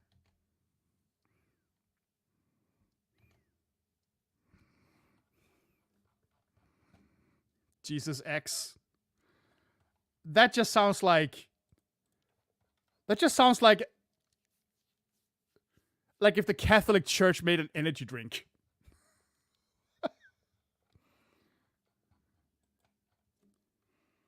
Stay in church twice as long with Jesus X.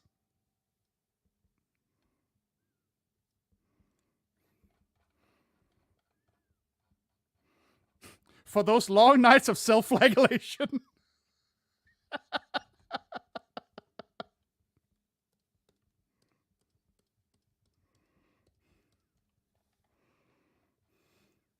I'm aware.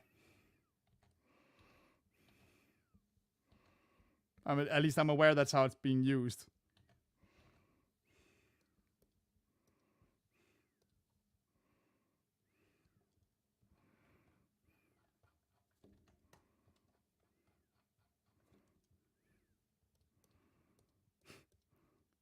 "95% water. Oh, 95% water. Oh."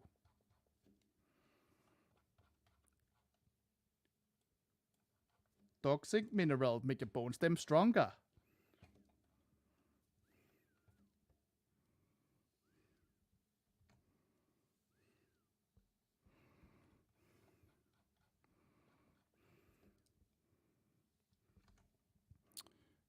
Do I feel like a hip old person from a soda commercial? Well, I feel like an old person. Is that enough?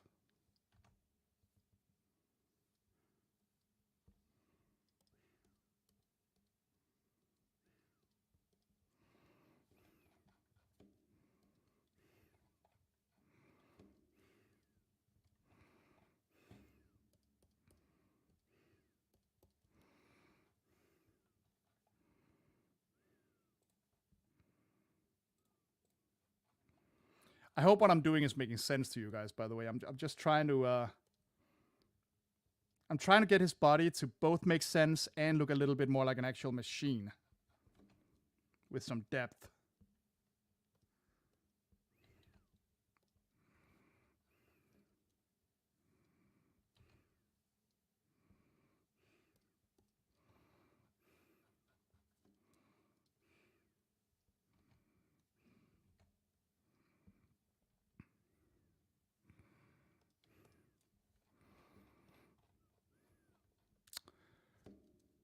Okay. Whoop. Don't ask what the other 1% is. The other 1% is the other 1% is the gold that is the other 1% is all the money that television preachers didn't spend on new cars.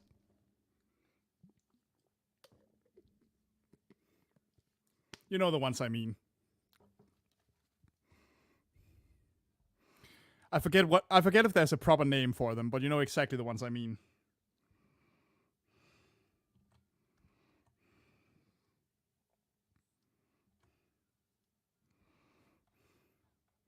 I'm sure there's a proper term. I just can't remember it right now.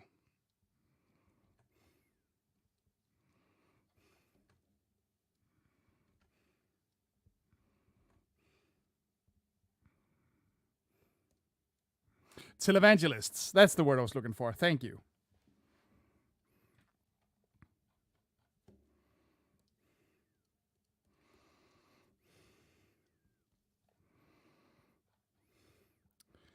Yeah, let's just say that my patience for someone using people's faith in a god to basically just make money that they spend on summer houses and Ferraris. Yeah. It doesn't last very long.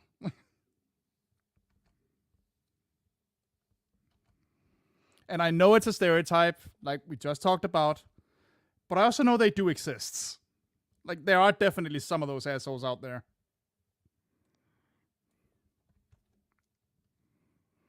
Isn't it just? Well, that's what you get for hanging out with me. I don't mind talking about the weirdest shit.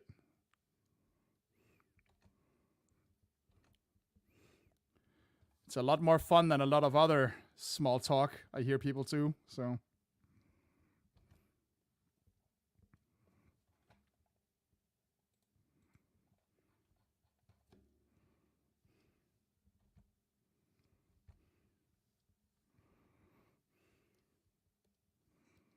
Whoops, that's not what I wanted. Let's get you out of there. Okay.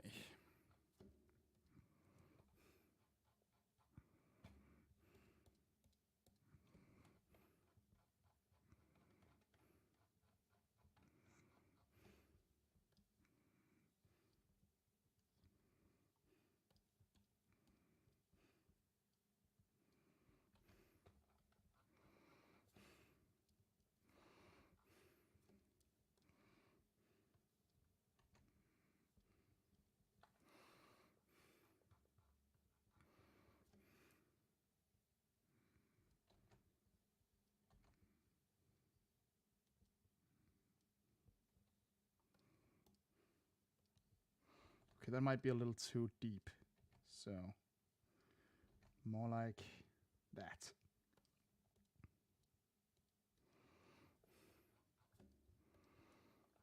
All right.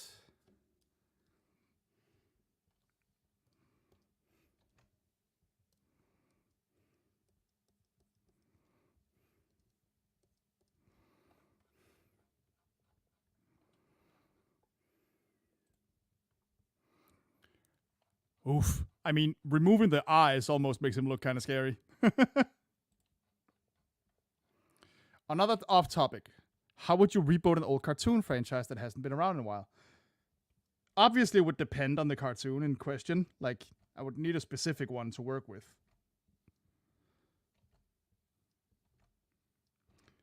But in general, remembering that many of those old cartoons that people like and would like to see rebooted were basically toy commercials. So whatever personality was there was usually incredibly stuck in one note.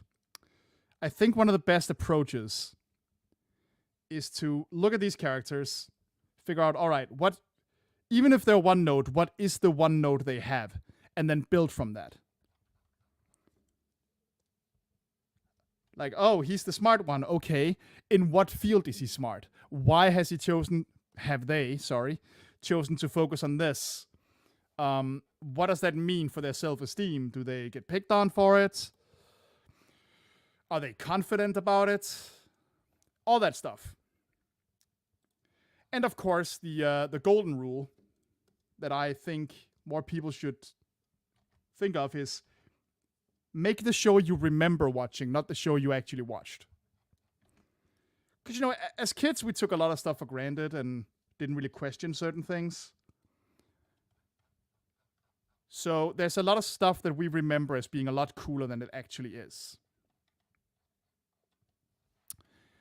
How would I bring back biker mice? I would look a little more carefully at actual biker culture. And I don't mean like gang culture, Well, I mean, that would absolutely have to be part of it. But I would look a little closer at actual gang culture. Oh my god, I didn't even notice he had those. Hold on. Does he have those in the other one? Yeah, he does. I forgot he had the little robot ears. All right, we'll have to add those. And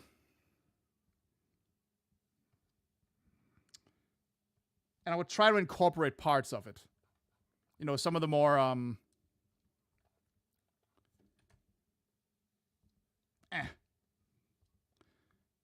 some of the more sympathetic parts of like brotherhood, looking out for each other. I would probably make it more of a road story. Because the whole thing about them being in Chicago, it kind of works to the show's detriment, Not that there's anything wrong with Chicago specifically. I don't know anything about that city. But they're riders. They have bikes. Why not let them go on the road? Why not make it like a journey through, not America, but Earth in general? Let them experience Earth from a different perspective than most people would see. God damn it, I fucked that up. So I think I would do that. I think I would make it a road story. And that would actually allow for a little more, I guess, Monster of the Week stuff. Like, they can go to different places. They can encounter different versions of what people think being a biker is. They can encounter different types of humans. That's actually another thing that I think Biker Mice forgets. They're aliens. Maybe play that up a little bit. I'm not talking like all the fish out of water tropes we've all seen a million times. But develop the culture of Mars a little more. Figure out what's different. How did Mars become a society that focuses so much on motorcycling? Or at least their equivalent of motorcycling. What are the exact circumstances to the war that gets the planets, strip mined? Because, the base premise of the planet being strip mined for profit, that's still very relevant nowadays, Like, that hasn't changed. So definitely keep that in there. But make it... Of course, you can't go too advanced on it because it is still a kids franchise. We still want the kids watching. But, find some more nuances here and there. Explore stuff like people who genuinely don't know what they're doing wrong when it comes to hurting the environment. Or cases where yeah, we could do this, but that might create another problem for the people living here. You get what I mean? Like, nothing is easier than telling people, oh, you need to do this without knowing their situation. And just ending up looking like a jackass because I can't, man. Like, what do you want me to do? That would actually ruin the way I live.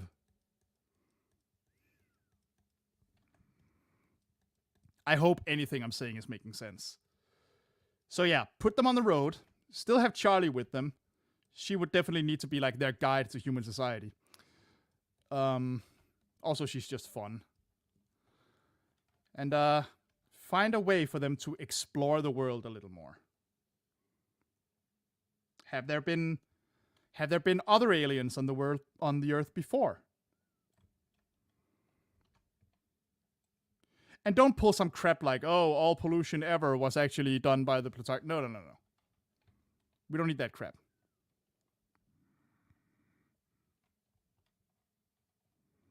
Oh, I mean, I don't blame you. It looks like it. There's so many TMNT clones out there. And I love them, mostly because I like seeing the character designs and what kind of ideas they come up with. That's actually another idea I have for a future video, like let's create a TMNT knockoff.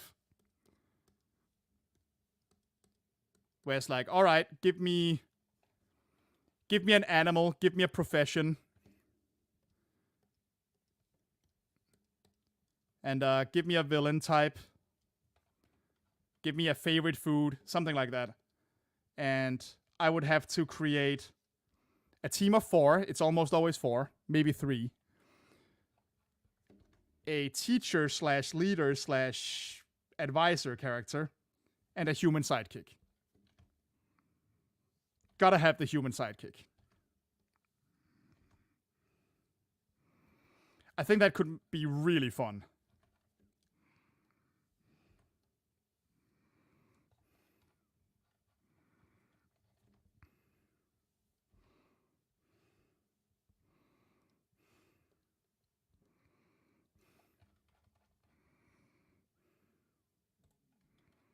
Shit.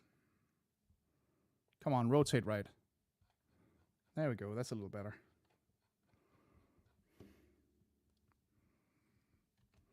But see, that's why I make videos, actually. To share cool stuff with people. And be like, hey, have you heard about this? It might be up your alley. Like, maybe because it's stupid. Maybe because it'll just make you laugh at how stupid it is. That's fine, too. That's valid entertainment. But I just want to be like... The whole vibe of my channel should be like, hey, have you heard about this thing? Let's watch it together. Let's have some fun. That's why I try to steer away from being overly negative just for the sake of it. Human psyche. I mean, I suppose. Okay. All that is done. Let's get... Whoops.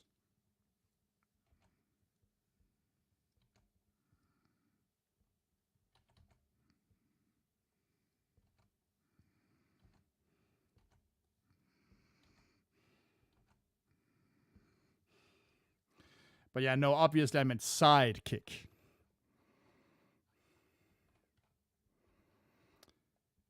All right, so now we have this. Let's see if we can make... Maybe if I make this whole thing like sharper and pointier. And a little more closed. He can look a little scarier.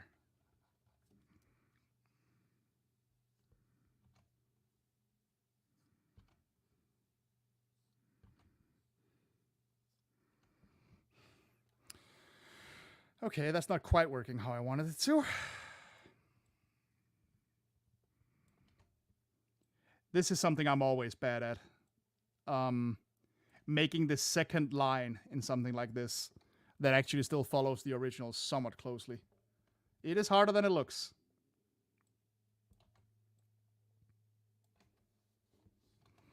I assure you.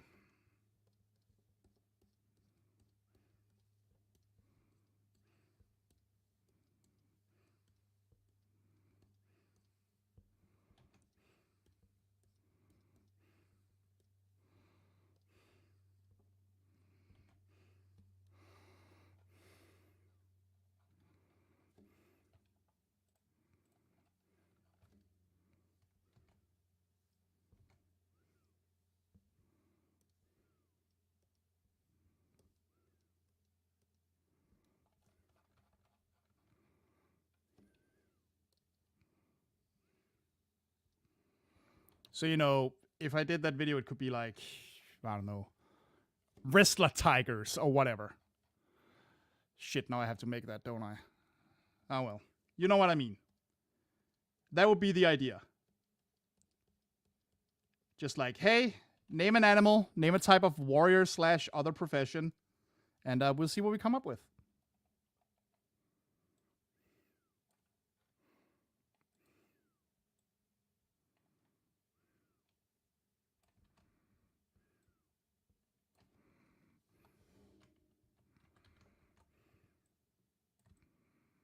Yeah, let's cheat a little here. It's not a cheat, it's just using the tools I have. But I call it a cheat. Because am I really on the internet if I'm not using self-deprecating humor? Welcome back, Bill.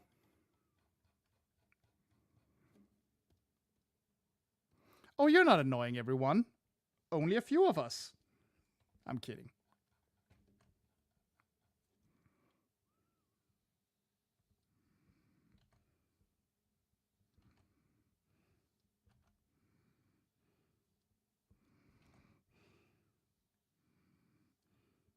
God. Okay, this really will not work in my favor.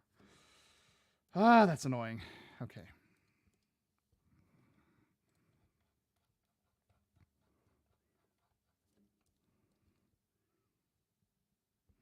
Gonna have to do it a little more step by step, I think.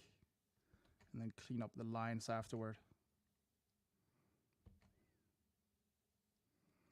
Yeah, like this. That's better.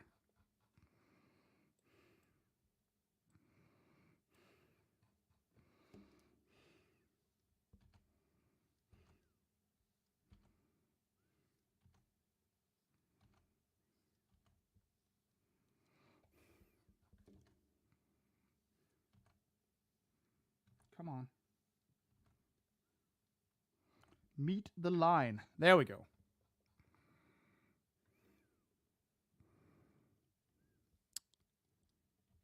Yeah, that could be fun.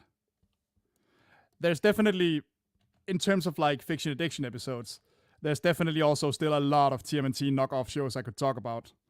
I actually found one today that I'd never heard of. That I'm like, I gotta check this out if I can even fucking find it. Because it is by far the most obscure one I've ever seen. Not saying what it is. I like that to be a surprise. But my god. There's some weird ones out there, man.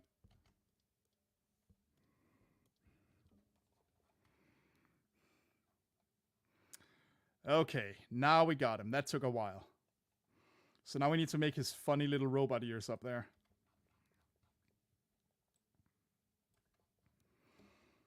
That's a little bit easier.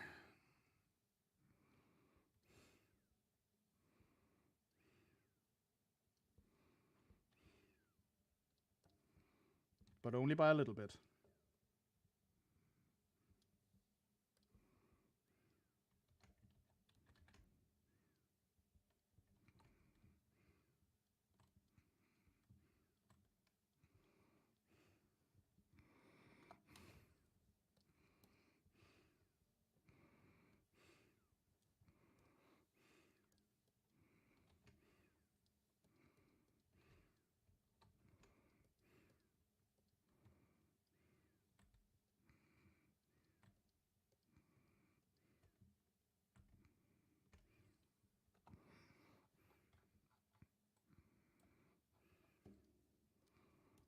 Okay, here we go. Mm-hmm.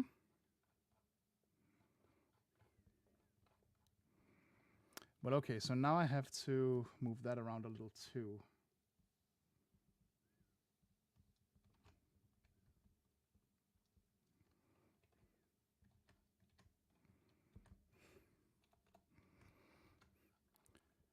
You know?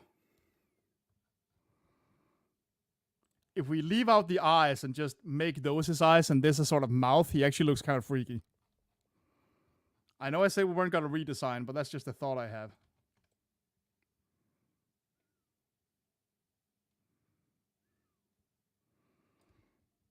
Like he suddenly becomes some kind of smiling frog-themed slasher villain.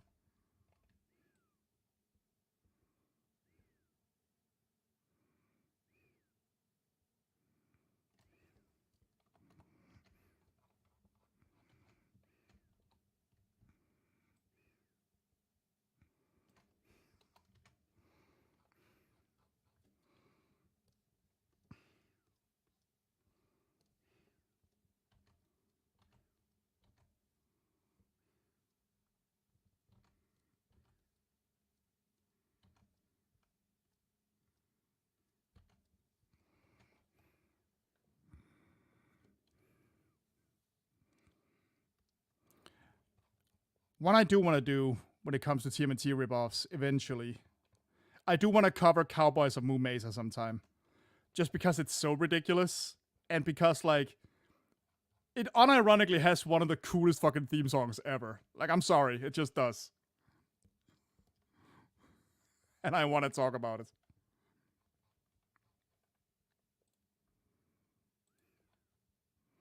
Okay, now let's try a little thing. Let's see if we can't do something fun with the eyes here. Let's angle them a little more.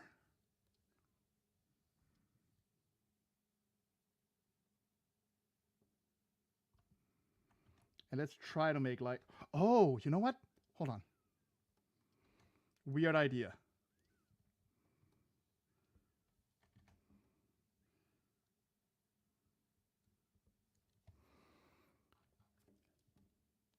Let's make the eyes look a little more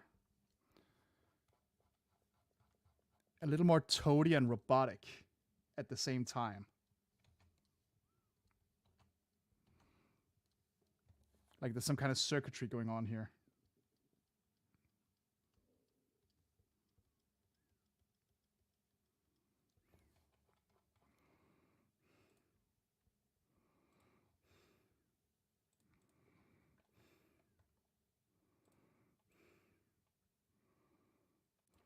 Froppy. I feel like I should recognize the name Froppy right now.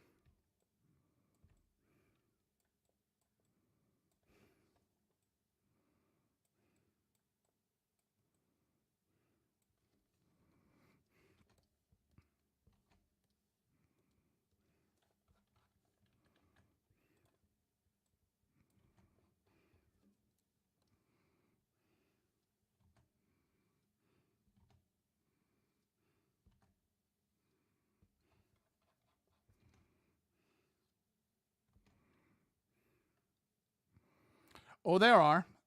If it wasn't for the fact that YouTube tends to really come down hard on theme songs and stuff, I would love to do a top 10 of like obscure show theme songs. Like not even necessarily from good shows, just theme songs that I think slap and have no damn right to. Okay, let's see if this idea here works.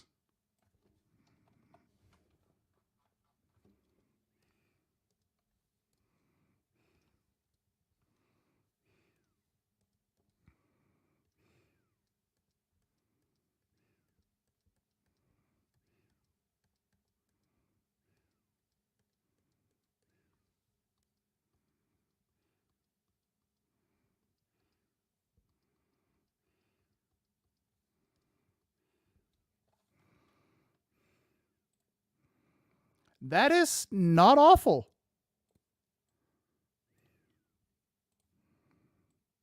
It makes him look a little bit more alien, a little bit more robotic.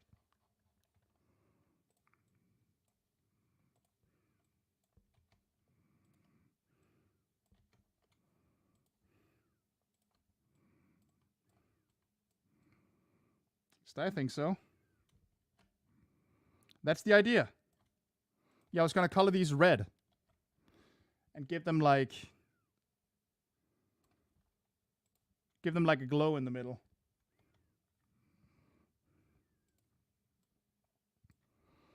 I mean, obviously, you know, haha, give the character red eyes, then they're evil, but it would make sense for a frog.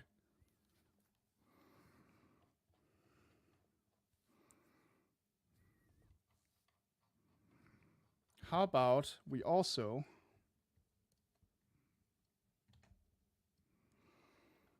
add some nubs to his fingers? Like I said, we're not redesigning, but we're adding or changing a detail here or there.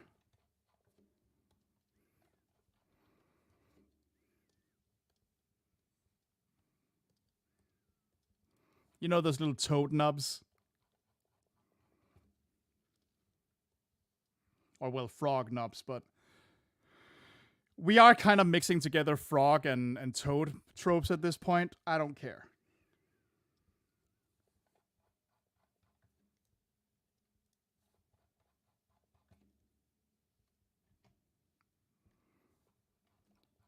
I don't think Wiley would particularly care.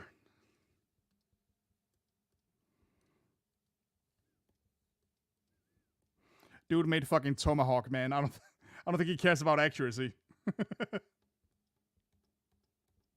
Wait, no, wasn't Tomahawk Man like made by a different scientist? Wasn't he from the tournament in 6 or something? Whatever, you get my point.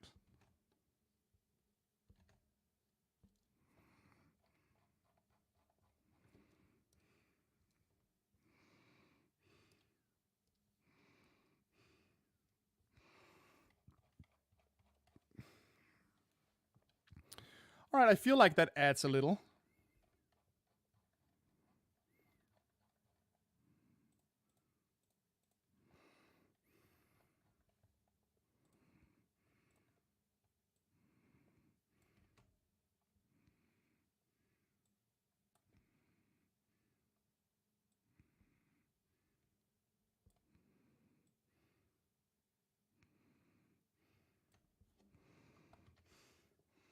Adds a little something something.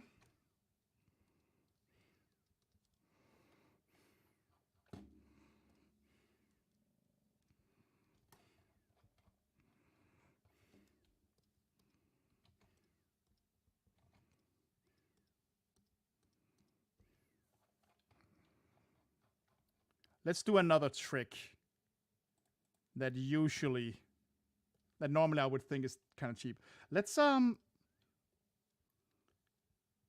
Let's give him like evil thick eye bags here.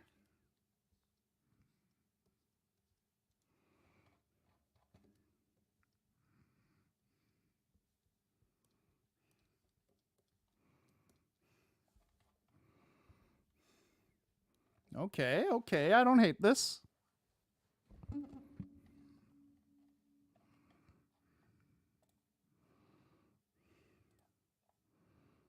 So his whole leg, whoops.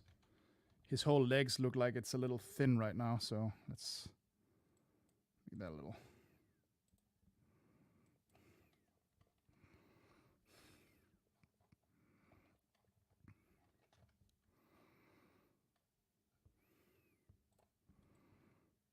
Whoops, let's get the whole thing down here.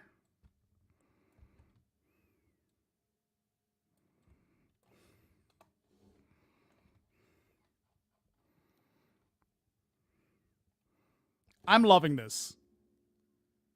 These are very, very few changes and a slightly more menacing pose. He goes reboop. But I feel like we still added a lot to this. Hold on. Let me actually look up some pictures of toads. Maybe there's like another characteristic we can add. Let's see here.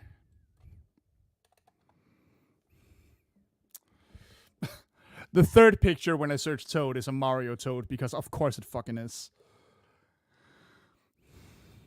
So a lot of Toads are like spotted and warty. I don't really want to add that because it'll make him look weird.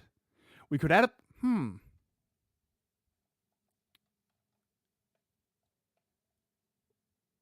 What if... we can't really see it because it's all on his back.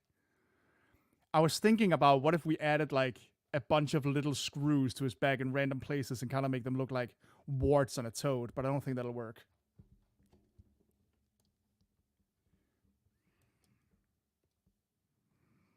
It was a fun idea though.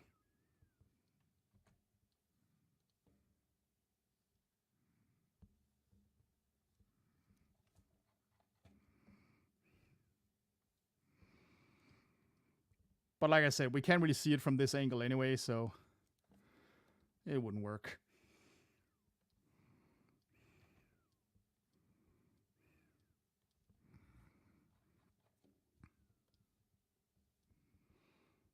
It's a shame, but oh well.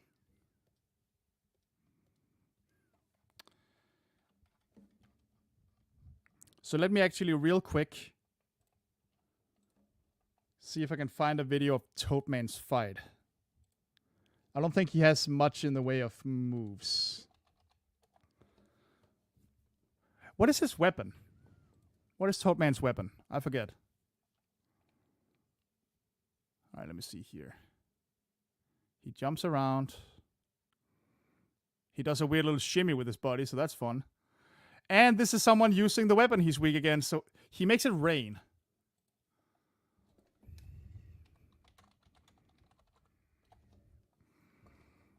Rain flush. Rain flush is Toadman's special weapon. It was originally created to cause rain for agricultural purpose, blah, blah, blah. The water was replaced with powerful chemicals to be used as a weapon against Mega Man in Mega Man 4. Okay, so he's from 4. Fires a capsule, which then creates acid rainstorm that covers a wide area and can't be avoided. Oh. So if we make sure to draw some rain, some really creepy acid rain, then we got something. All right, that's worth remembering. Splash rain. The wiki calls it rain flush. I don't know what to tell you, man. Yeah, the warts could be bolts, but they would have to be on his back, and we can't really see them, so I'm not going to do it. That's unfortunate, but again. Oh, that arm needs to be way bigger. Hold on a second. Well, not bigger, but it needs a bigger line. Like from here to hereabouts.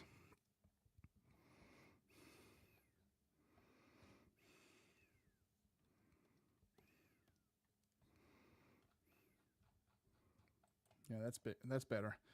That's another tip that I need to follow more often. Zoom out. Look at the picture from a distance. Because you'll usually notice something that you weren't thinking of when you were all zoomed in.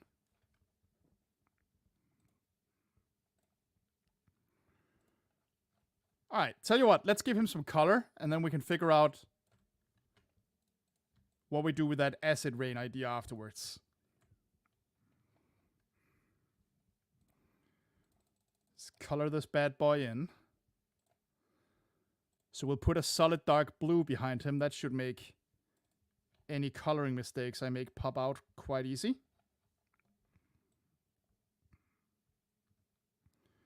Okay. Eyes. White. Light green. Mid green.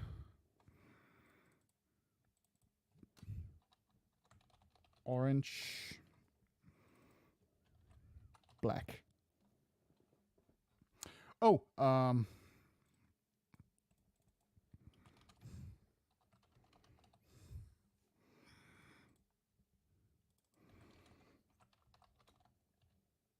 fuck. All right. Cool. Let's give him color, then let's worry about everything else later. He does have red eyes in the official art, so we're going to keep with that. Oh, what the hell now? No, stop. Why? Why does it do this? Why? Why must you be an ass? Why? There we go.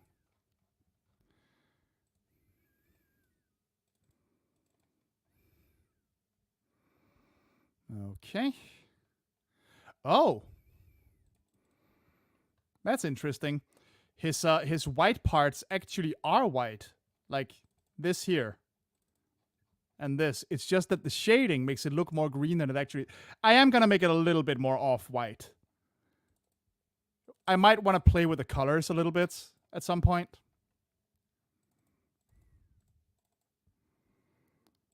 See if we can come up with something... Maybe mute his colors a little bit and lower the contrast between them a little bit.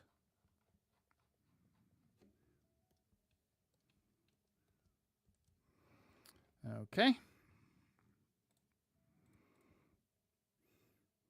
So I'm actually just gonna remove this real quickly, make it its own layer.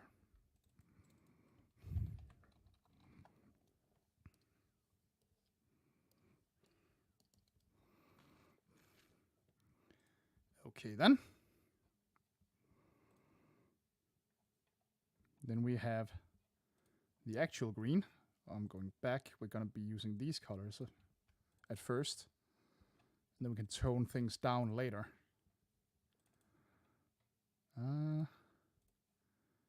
Yep.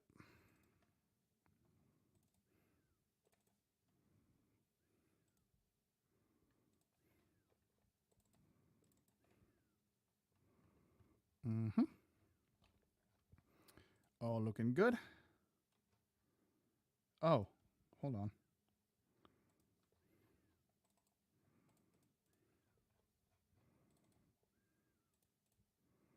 Get all these orange rims colored in.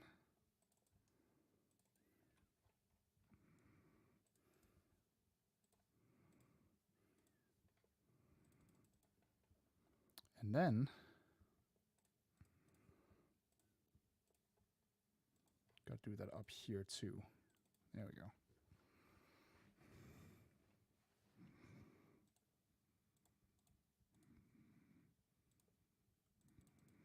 Yeah, this needs to be a different color. Let's call them eye rims. Use this color right here, because I messed that up. There we go.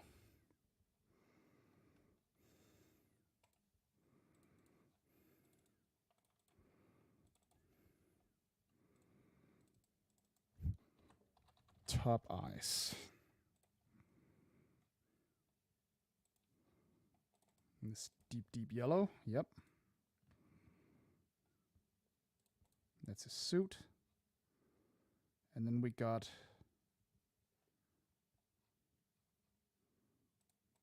let's look here for a bit. Yeah, way grayer. So let's actually just keep using the light green. We can emphasize that later.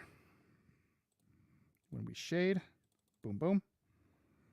And then we use a sharp red. Actually, we'll just use the same red for his eyes. Boom. And lest we forget,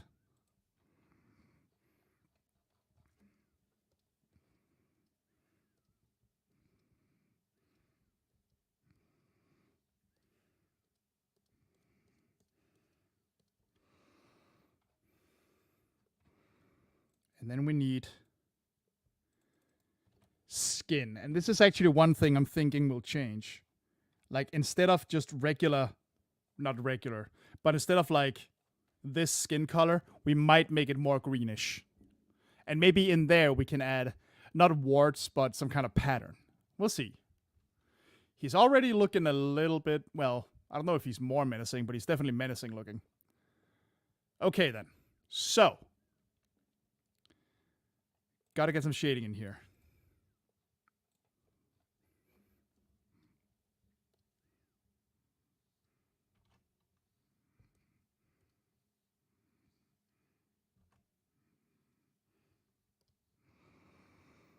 Just gonna turn him around so I can get a better sense of the shading here. Uh-huh.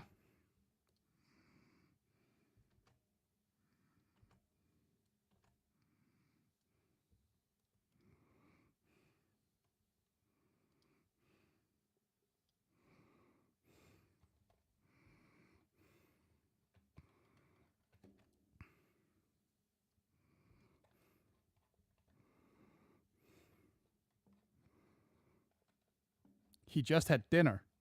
Oh, I thought you meant Toadman for a second. I was like, sure.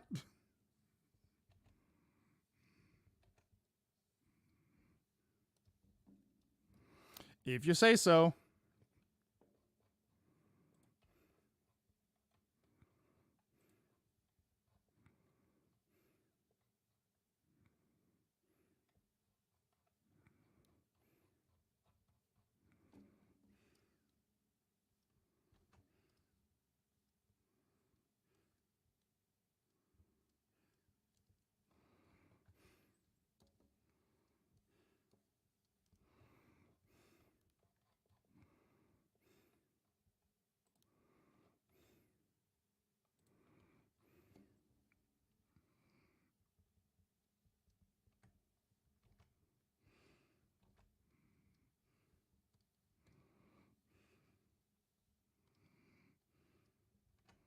Oh, I forgot a bit of color over there. We gotta fix that up.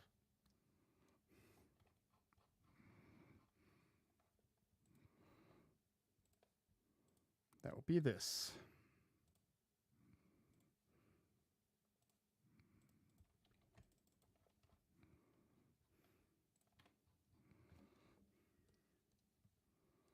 Then we go a little more like that. Whoops.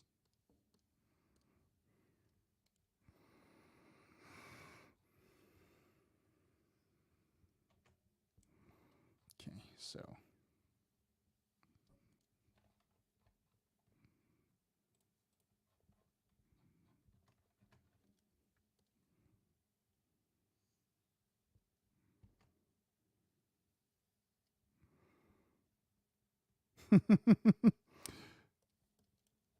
I mean, I get it. I totally do. That is a funny observation. I'll give you that. That's better. Okay.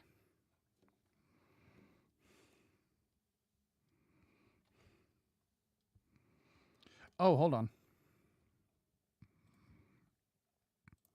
Think just to keep the colors. Yeah, let's have these nubs be the same orange as the other stuff to keep the color palette going. So you can see we're adding some minor stuff to make him just a little different from the usual portrayal. Not much, just a couple details here and there. Well, I already think this is looking badass.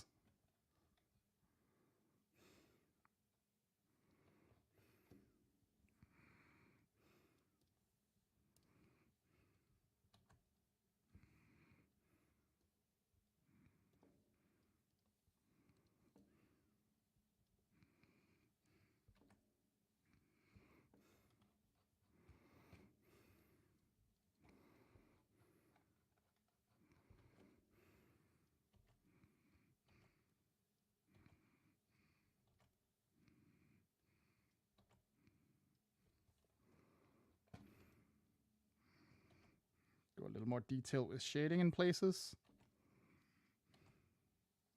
Shit, come on. Follow the damn line. Oh my god.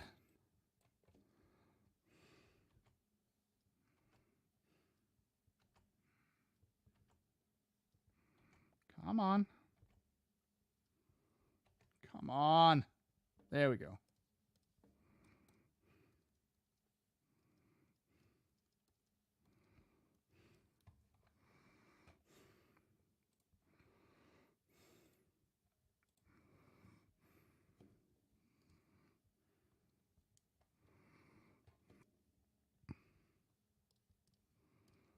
Okay.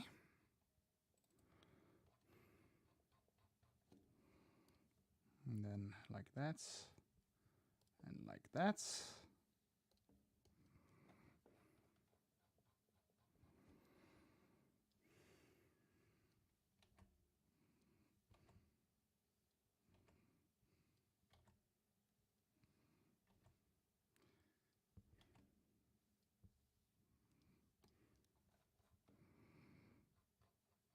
And then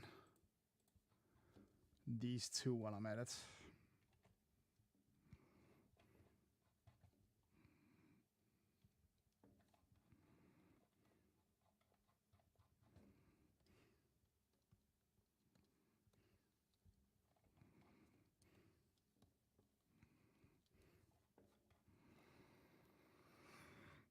All right.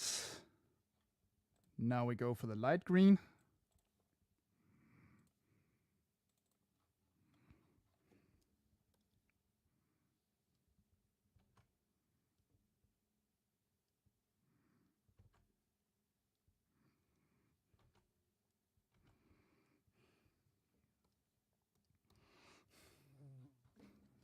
Ah, fucking hell. Sorry, there's a fly in here.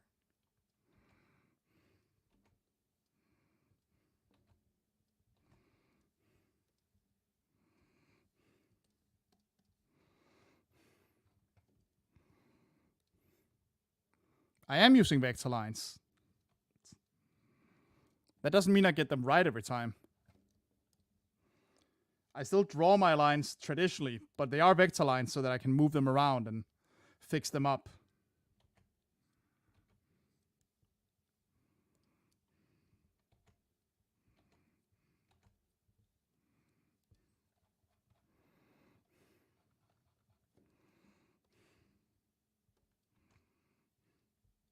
Vector lines are a very useful tool, man.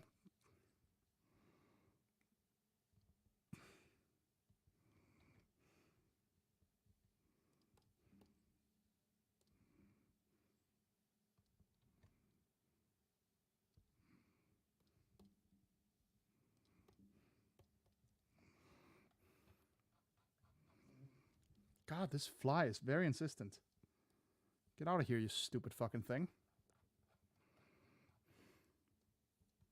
Also, we have a bit of runaway line art there. I see it.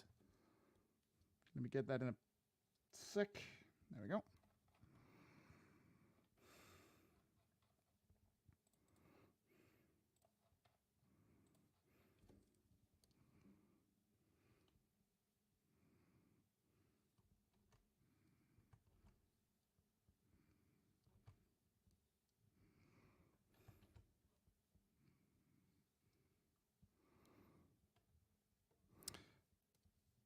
Meant to use the breeze tool. Yeah, I never used that.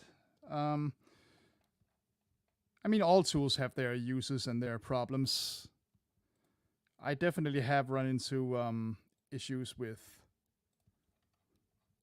the vector tool. The most annoying issue that I keep running into is that whenever you merge layers with the vector tool,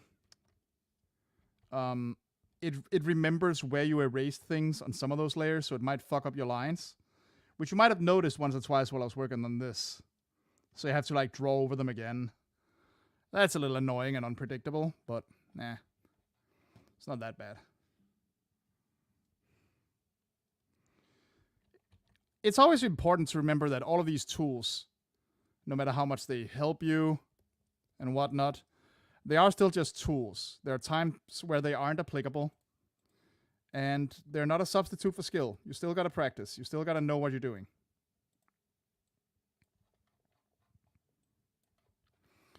They can't draw good for you, you know?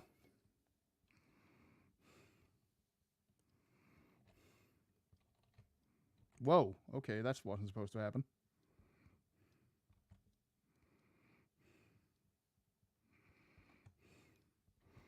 Yet another thing that I have to remind the kids I teach about. But thankfully, by far the most kids I do teach take to that. And last time I actually had students, they were openly bashing AI art, so I was like, yes! The kids are alright.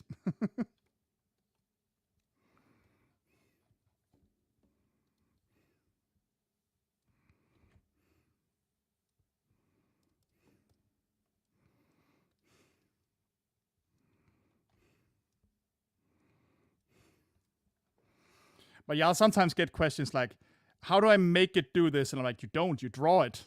And then you fix it up afterwards.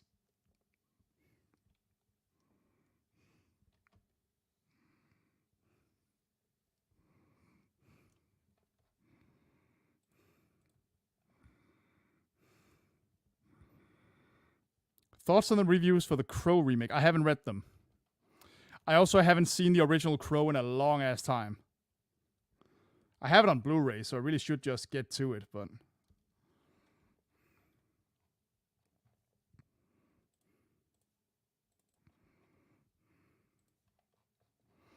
I'll probably watch it if some friends want to go. I like the first Crow movie, but I've never been like a massive Crow super fan in that way. So not really super sure if my opinion is worth Diddley Squad. Not that it would be, even if I was a super fan. Like, you do you.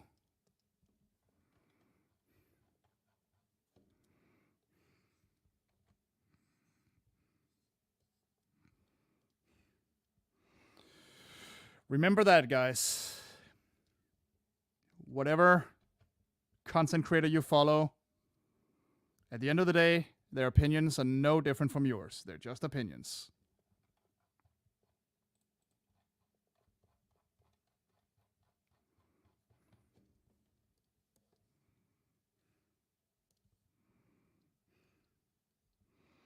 And we only share them for fun. So we can all have a laugh at each other. That line has gotten fucked up. I don't like that. Why is that line screwy? Stop being screwy, line.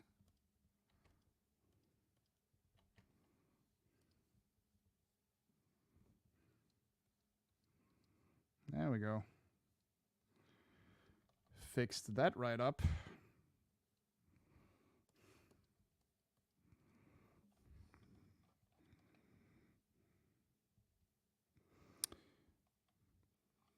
Maybe it can. I wouldn't know. That's another one I haven't seen yet. I don't live near a major theater, so getting to actually watch these things.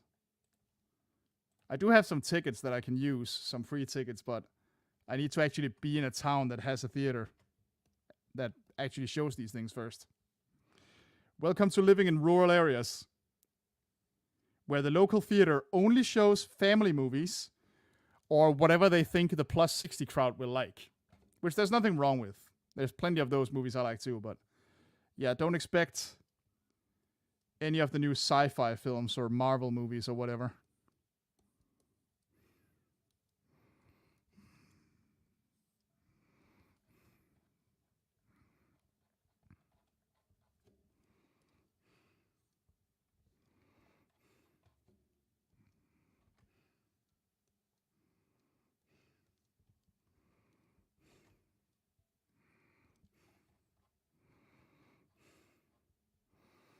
Okay, he's starting to look pretty good.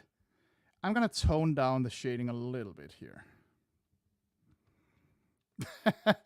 I don't know, man.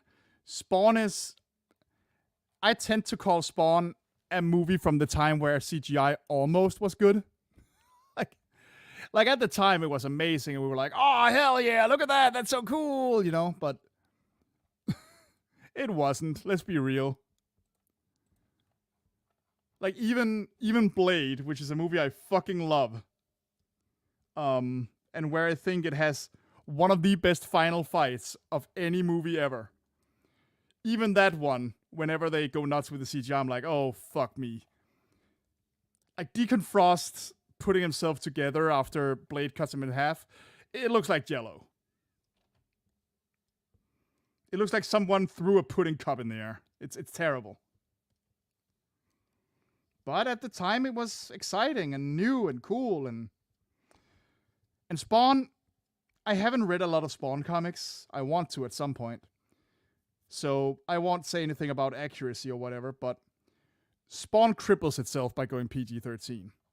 Not everything needs to be R-rated, I agree, but Spawn kinda does. I have seen the first season of the animated series some years ago, and loved that. Like, as far as I'm concerned, that's the Spawn movie right there. And I need to see more of it at some point.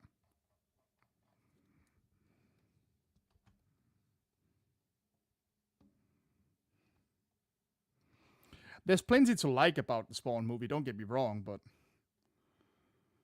it's kind of defeats its own purpose by trying to be a little too general, I think.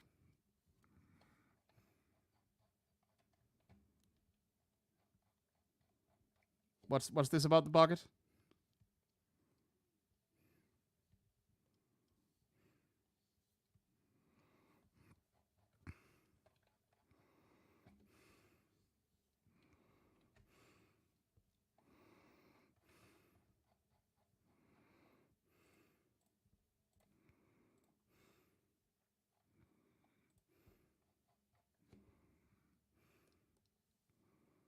Pineapple Express. I will never understand Zemeckis' fetish for mocap. Again, the guy should absolutely do what he wants when he gets to. I just think that shit looks weird and creepy most of the time. Oh God, Jesus, yeah, wow, that's an old one. Forgot I'd made that.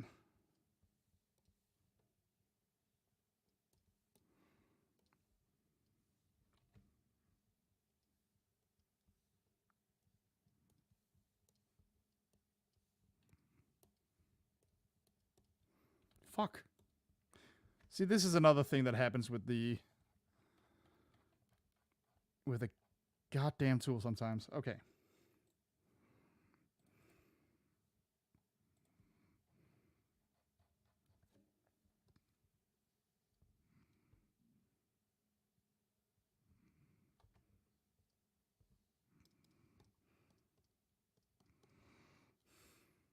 Gotta go shade darker in there. There we go.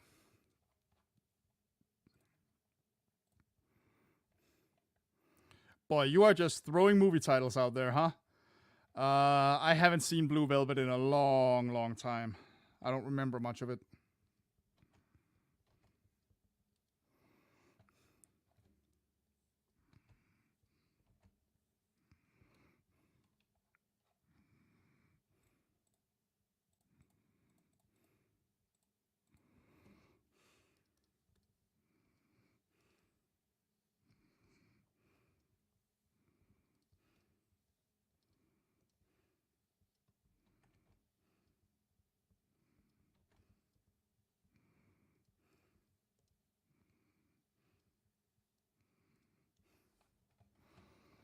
There we go.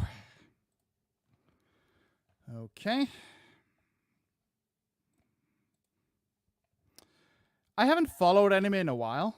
Not because I don't like anime or anything like that. It's just I haven't sat down and really watched a new anime in quite a while.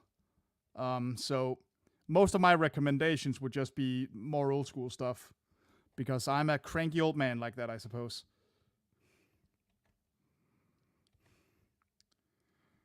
The last time I kept up with something decent and new in anime was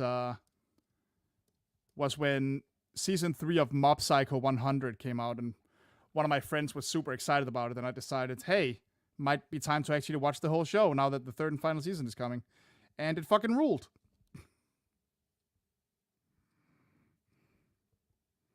So, Mob Psycho 100, I guess? Great stuff right there.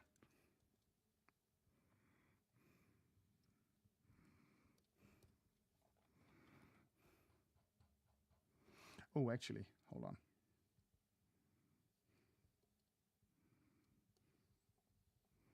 Change that up a little bit.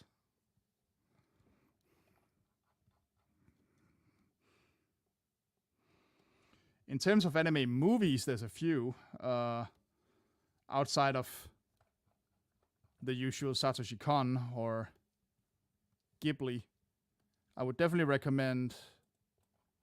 What was it called again? Miss Hokusai. Miss Hokusai is very good. A fictionalized account of the real life daughter of the famous Japanese artist Hokusai. And again, fictionalized account. The story is not real, but the character is. I forget what the hell it's called. Walk on girl, keep drinking or something like that. Basically about just some girl who goes bar hopping. It's super cool. What the hell is it called? I don't remember. Mamoru Hosoda's movies are generally pretty good. Love Wolf Children. Love Mirai. Not quite as big a fan of Boy and the Beast. I don't really remember anything from it.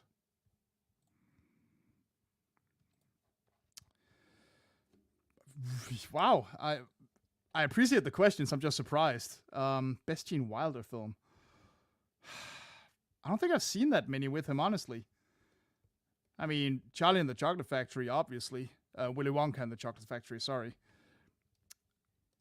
But also I really like The Producers.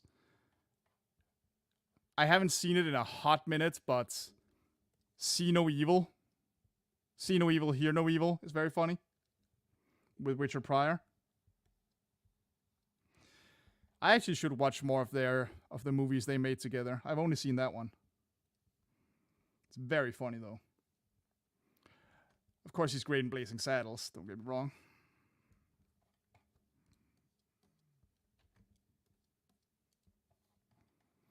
Young Frankenstein. Yes, Young Frankenstein is fantastic. He's wonderful in that.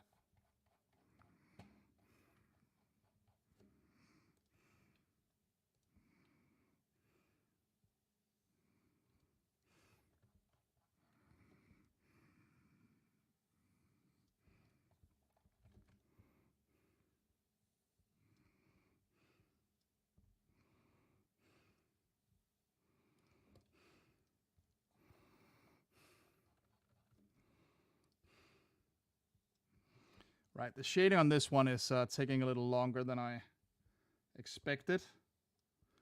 But then shading almost always does.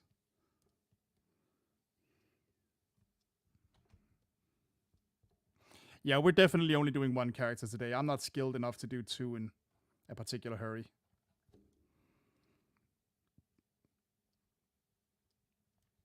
What, you come to my streams expecting me to actually be good at things? Well, that's your own fault, not mine.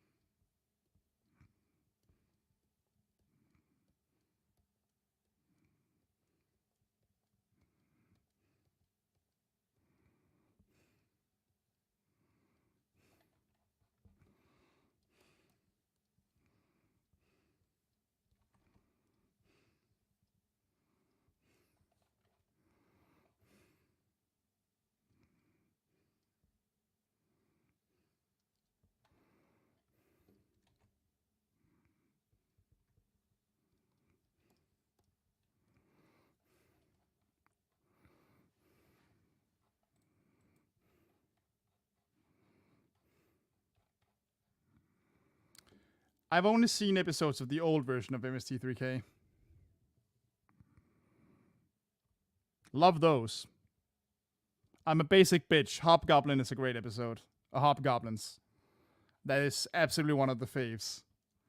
I will occasionally hum "It's the 80s. Do a lot of coke and vote for Ronald Reagan." Just to myself. Because that is a fantastic joke. Alright, now let's get some shine on this robot part here. Oh, actually, hold on.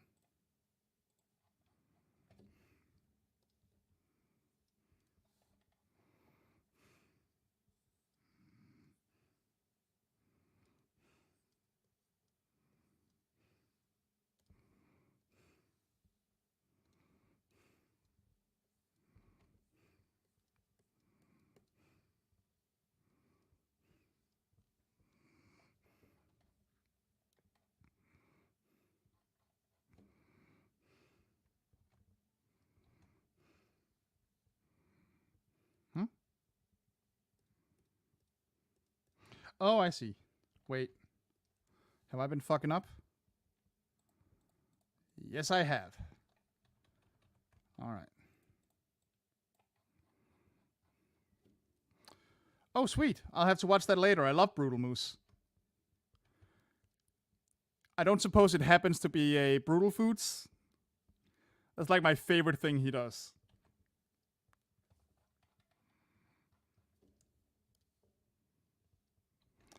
There was a time where I was like, oh man, he doesn't do game reviews anymore. Well, sometimes, but I've come around fully on Brutal Foods. That shit is so entertaining. Hell yeah. Alright, you better believe I'm watching Brutal Foods later. Love me some Brutal Foods. Shit's brilliant.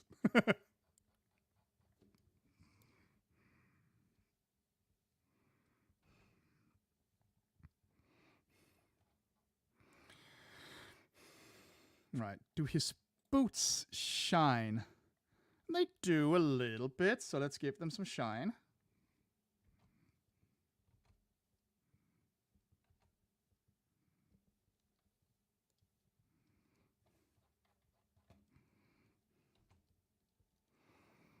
That might be a little strong, actually. Let's tone that down just a little. And I'm actually gonna add some shine on the gold parts, because I'm just nice like that. Let's rizz this guy up, as the kids would say. Would the kids say that? I don't know. I am definitely becoming that kind of old man.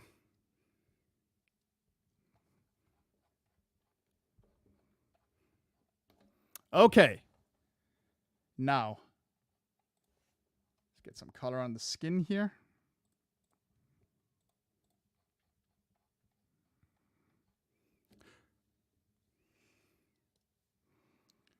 Oh, dude. Speaking of skin, this is completely besides nothing. Have any of you ever seen that fantastic video with the singing puppet that says skin? It's so funny. And it's so upsetting. And oh, I love it so much.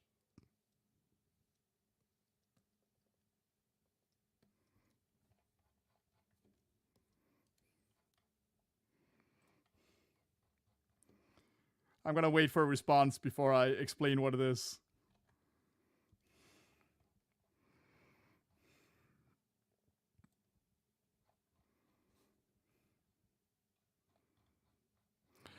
Okay, so there is this, I don't know if it's a bootleg toy, but this like cheap toy, I would say. I can't remember what it's called, but it's basically this like huggy wuggy looking motherfucker who has a circular mouth, and when you press a button, it like sings, and the mouth moves. And because this thing is cheap crap, you can like hear the machinery whirring when it does like. And somebody found one where the voice box was broken. And instead of singing whatever the hell it's supposed to sing, it just goes skin. Skin. It's so fucking. And you can just hear that like crunching machinery while it does it.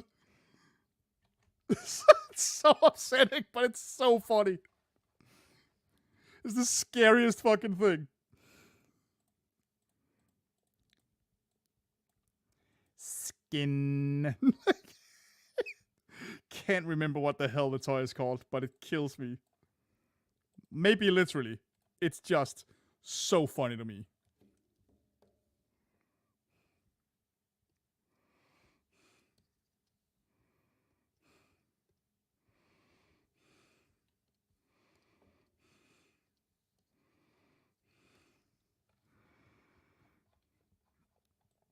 Godzilla.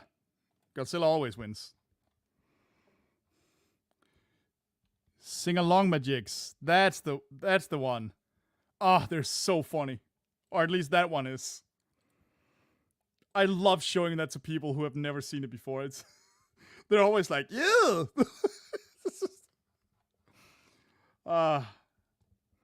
That is some prime spook material right there. It is upsetting. Okay. I think we've colored in our Toad Man pretty well. Now let's try something else.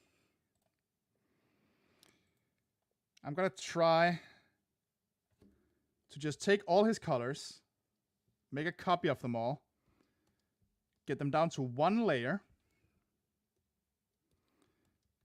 and then we'll see if playing with that a bit does anything.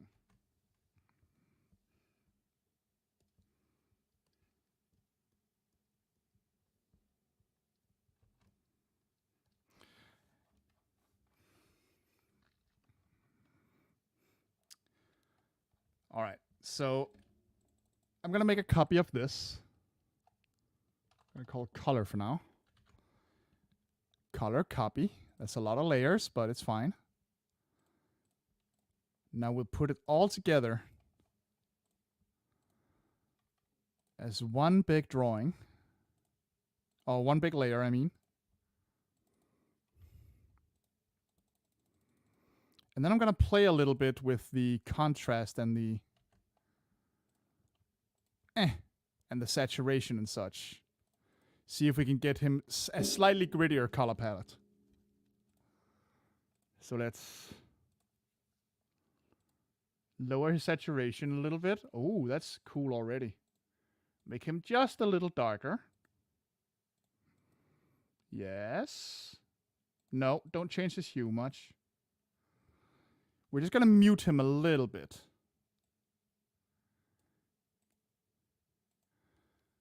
Like here.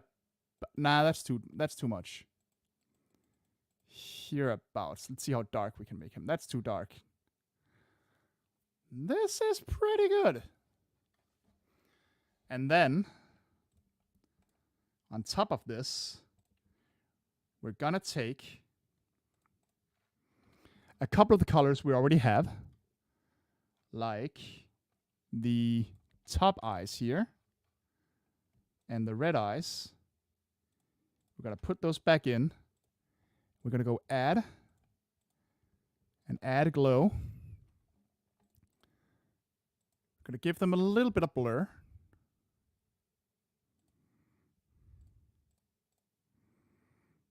Tone them down just a bit. Oh, I'm liking this already. Okay. Then we copy them again. What's that? Skills that pay the bills. Skills that what? Hi, Lost. Thanks for popping in. I didn't know there was a Rosemary's Baby prequel. What, a movie? Actually, that's not true. I did know there was, like, a different one. Okay, that's not the one I want. We're gonna do this one. Filter, blur, motion blur. Okay, let's try and see if we can make this real creepy.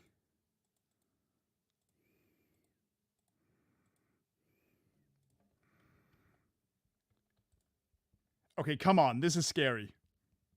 He's starting to look nice and scary.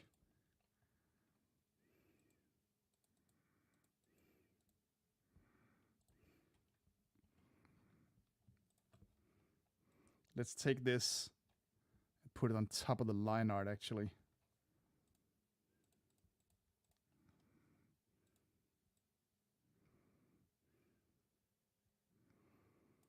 And then for a final touch, well, not a final touch. I shouldn't say that. Give him some pupils here.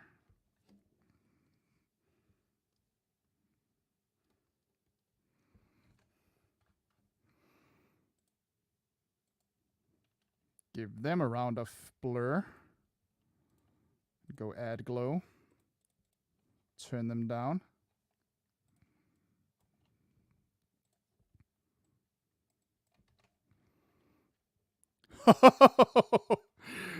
I mean, come on, man. This is working.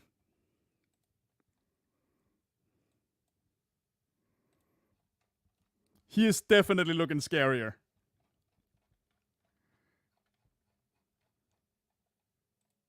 Let's try a thing.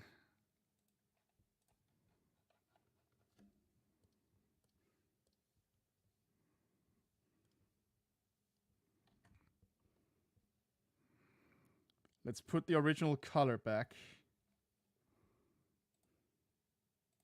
Oh, we need this down here. And then let's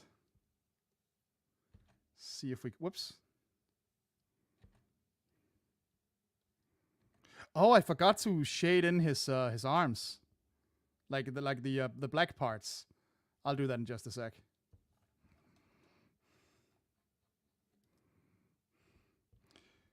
I mean, I really haven't done anything that special. I've just darkened him a little bit and played around with the eyes, but I like to think this got pretty spooky. But yeah, hi, Lost. Thanks for popping in. I don't think I've seen you in one of these in a while. Well, I haven't done these very often, so. There is that.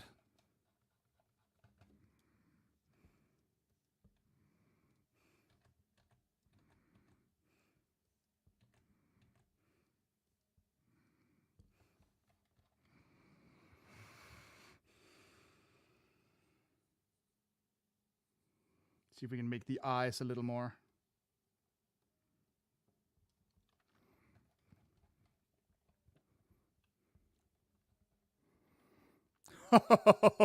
Fucking look at him. Jeez. I don't know about you, but I don't want to fuck with this guy.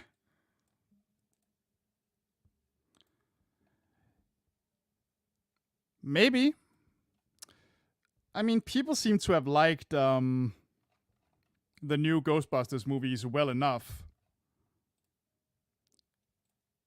I just want them to remember that Ghostbusters does have elements of horror, like genuine horror.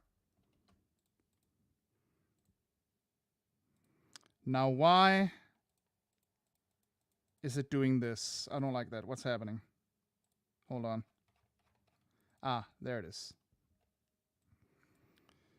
Okay, let's try one more thing. Well, not one more thing. Let's try a couple more things. Because here's the thing I often do. I very often thicken the outline a little bit digitally. Let's make it real thick.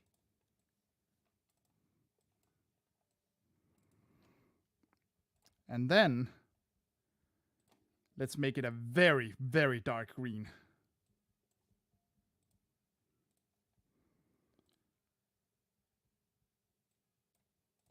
And let's do the same with his line art. All except for the eyes.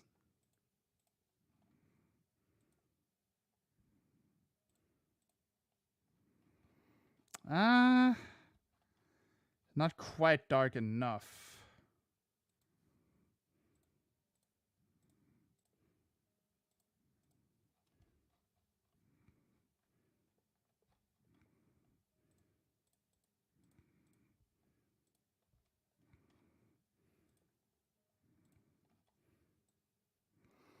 So you see, we can actually like turn him back to more cartoony and then make him darker again.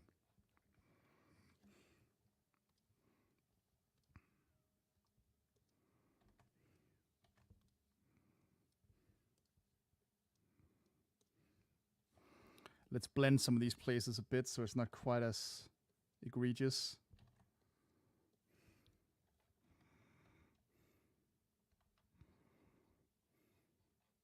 This is from 4, I discovered, as I was reading.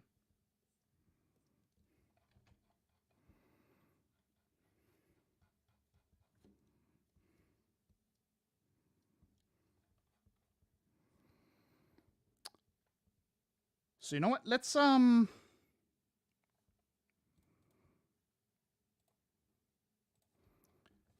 instead of him looking like he's brand new, let's give him a little bit of scratches, like he's been in use.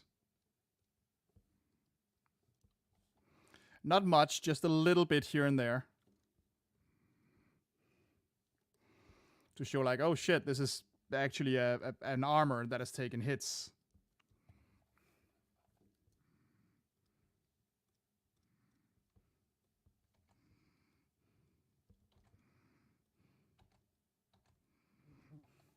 I forgot to play around with his skin color, but I don't think it matters.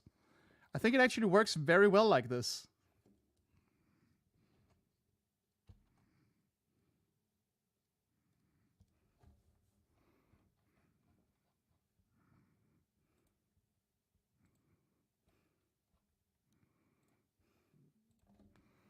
I'm just gonna do one thing real quick.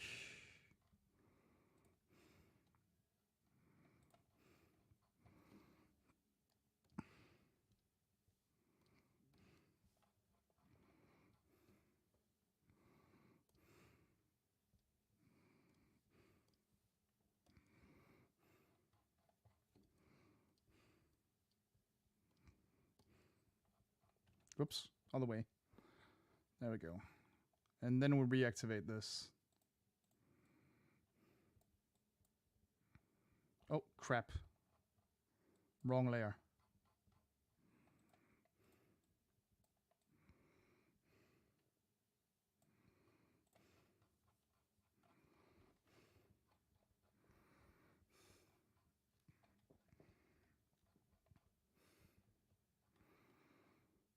All right. Very cool.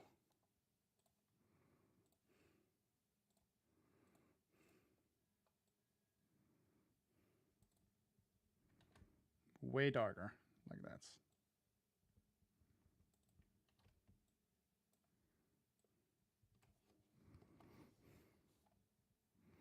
So, who wants to go a couple rounds with this guy? Who wants to fight him?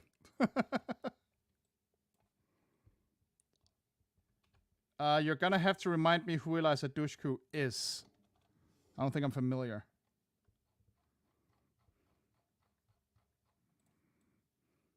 Fuck.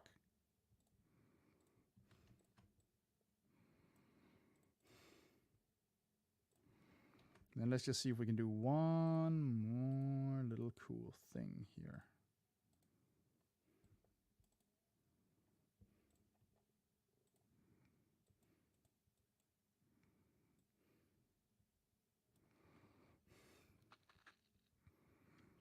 Look at this bastard.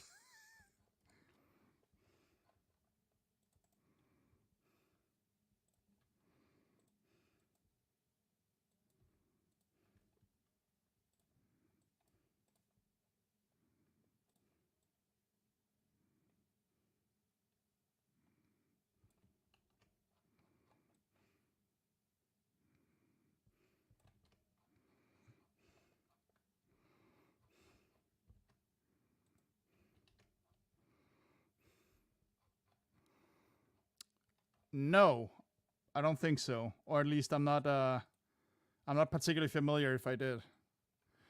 I've never seen much of Buffy. I've only seen the pilots basically, which I watched a while ago precisely because I wanted to watch Buffy, and then I fell out again.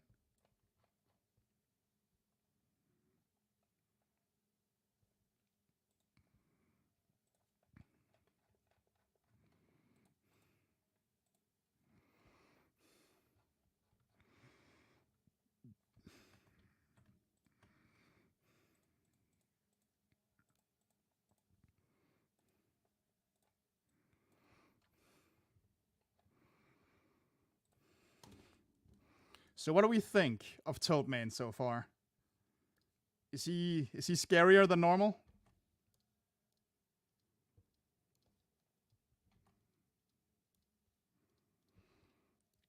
Does he look like Mega Man might get to his stage and be like, "Ah, no, fuck this. I'm not."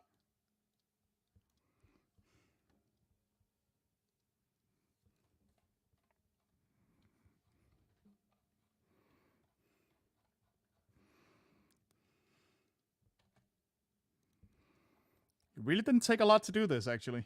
Oh shit! Hold on. Another coloring mistake. Well, not a mistake, but something I forgot. Which I guess is a kind of mistake, but...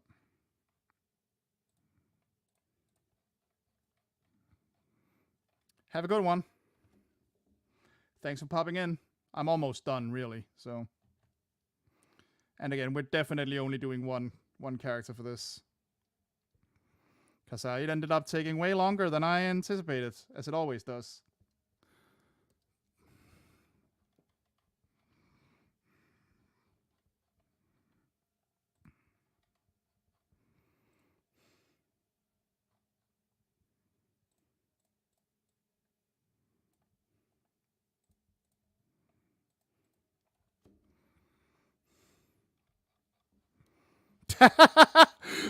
That's a great description. I love that.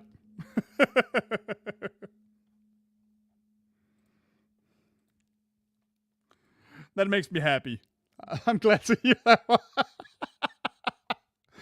Oh, that's funny. That's really funny.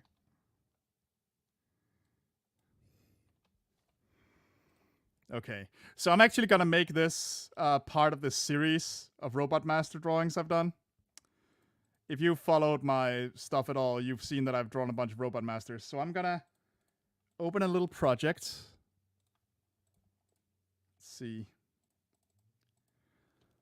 Let's just say... Which one would it be? The latest one would be Shadow Man. There you go. So I've made a series of drawings like this, where I have their where I have the Dr. Wily symbol and their production number in the back. So I'm going to do that here too, because why not? I might as well keep it going. Okay.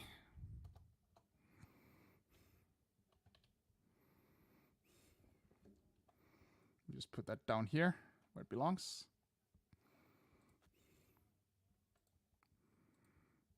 Get to the... that's... needs to be way darker.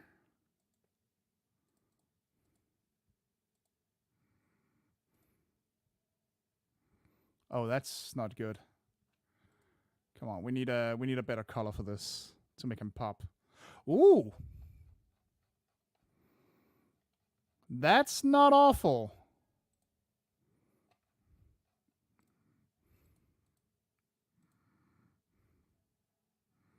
Let's go a little further.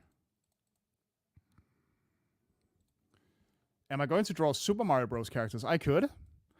When I was trying to come up with ideas for this, actually this color is pretty good. When I was trying to come up with ideas for this specific thing, this take semi-lame characters and try to make them look cool, I was actually trying to look up some silly Mario bosses.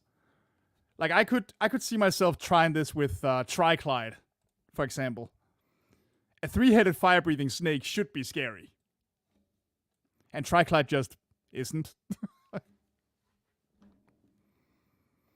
But maybe sometime.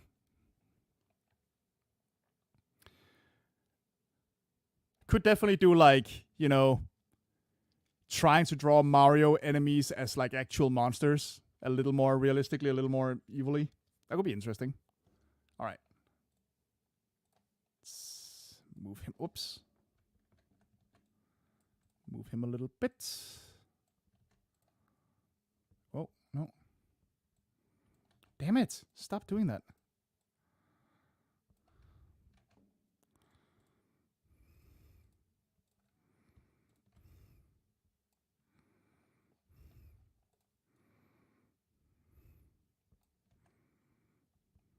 Okay, move him just a little. Like that. Good God. He ended up terrifying, actually. I was sitting here thinking, oh man, I haven't done the challenge at all.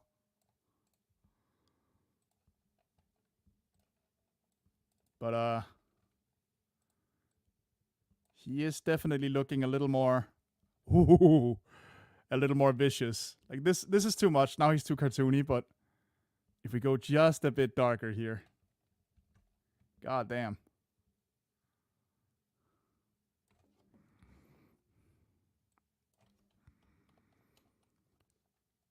Yes. Let's actually do that. I forgot about that again, but yes, let's get some acid rain in here. Once I have added the Dr. Wily symbol,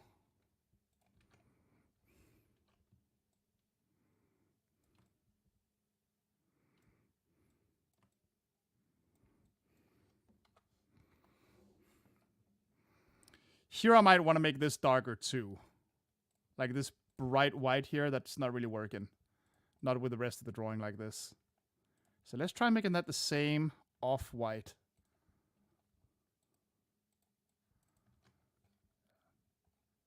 And then make this like a really dark green. Or the orange, just for, yeah, we'll try the orange. The dark orange. Oh, this is working. Oh, I love this. Okay.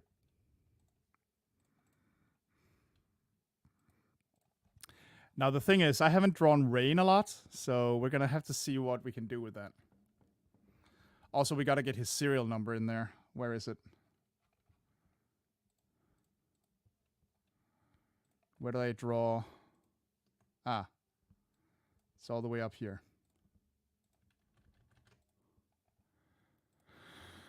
So we got to get that in here.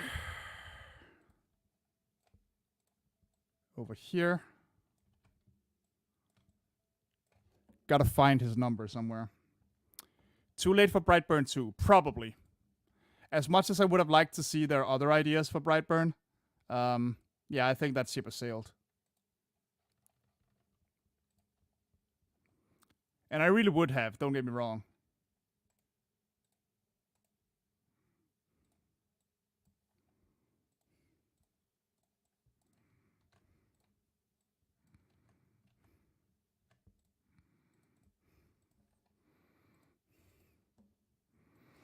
I mean, Brightburn wasn't amazing, but I liked what I saw, and I would have liked to see their horror takes on other DC characters. It looked interesting. Oh crap! I forgot to fix the number before I did any of this. Ah, my bad. All right, hold on. Toadman. What number is Toadman? Toadman is DWN 26 actually, so not a big change.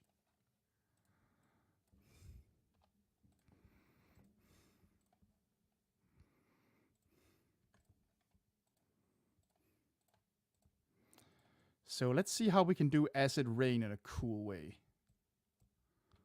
I'm not entirely sure, actually, how that'll work.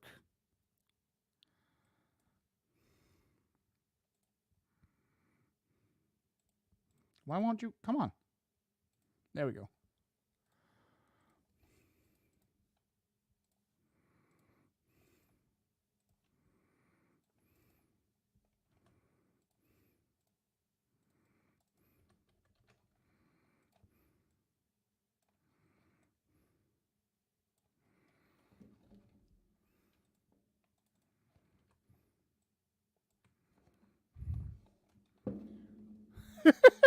This is so much scarier than he is in the game.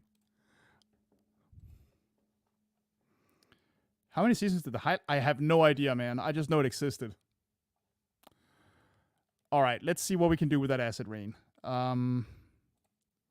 This needs to be way darker.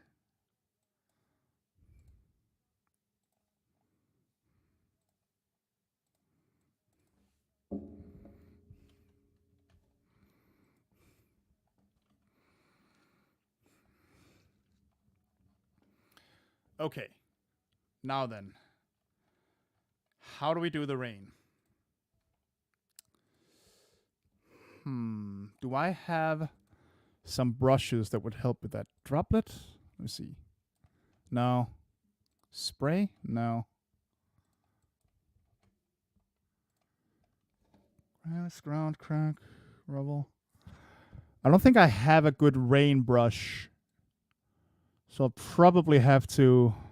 What's this? Oh, no. No.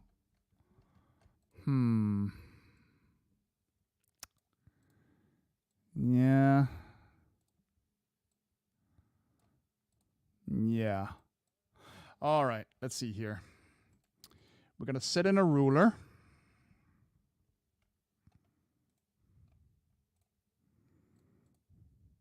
We're going to turn this.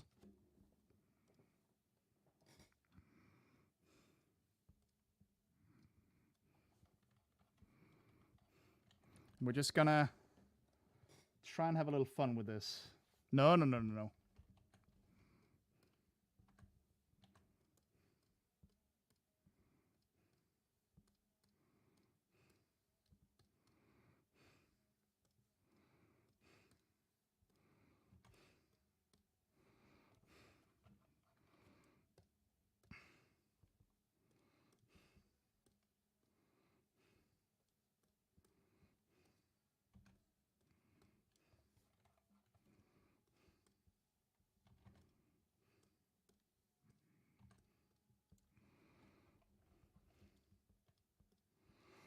I'm just trying something random to see if what I'm planning here works.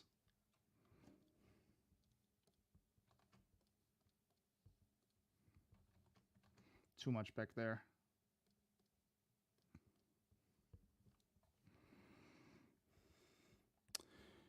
Gray or blue color? I'm thinking green since we're doing acid. Outright acid rain. So maybe not this green, but definitely something similar.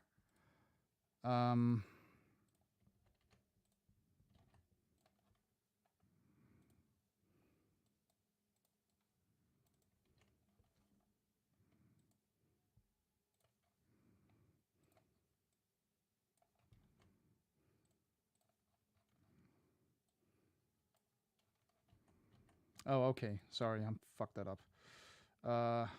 Boom. And like this. And then...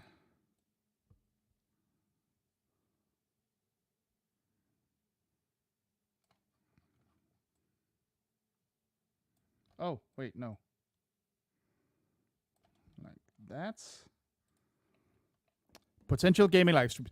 I mean, I do actually game stream a lot, but I do that on Twitch. I haven't done it a lot these last 2 months. That wasn't planned. I'm currently playing. Well, currently, I was playing Dragon Quest VIII, and I will return to it. I absolutely will. Game streams won't happen here on YouTube. They will happen on Twitch. So I need you to go there. Because, yeah, that's just the thing. It is a little bit unfortunate, but it's just like summer heat, stuff to do. Like, on most evening, I just haven't had the energy to stream much as I would have liked to. And it's frustrating. Like, these Sunday streams that I do with John, those have been the one constant for a little while now. And that was never the intention, but that's just kind of how it ended up. Yeah, there will be game streams again. They will return. I haven't given up on that. I'm just an idiot, basically.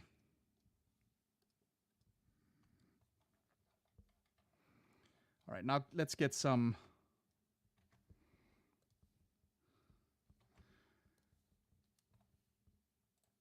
Let's get some rain hitting this delightful Oh, hold on. Can we please have that more green? Oh, God. What is happening?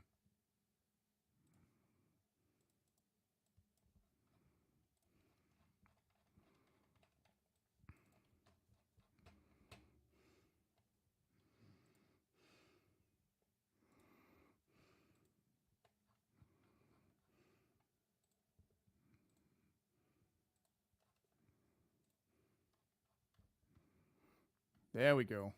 Okay, that's a little better.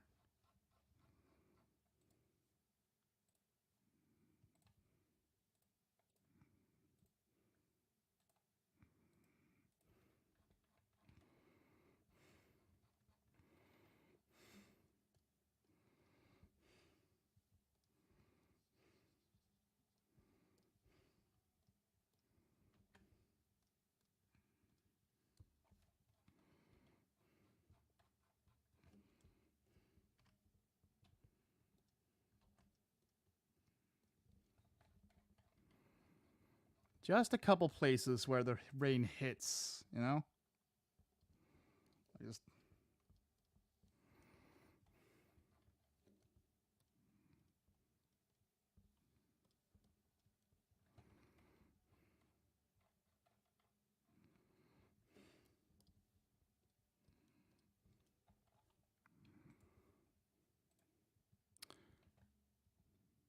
I wouldn't know.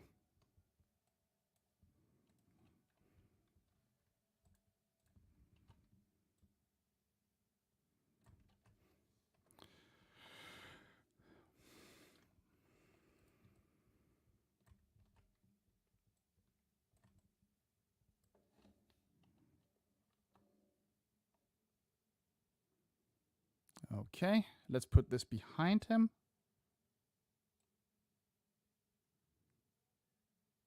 All the way down here. And then we erase everything under him.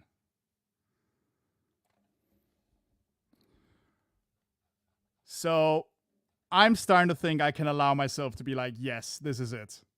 What do you guys think?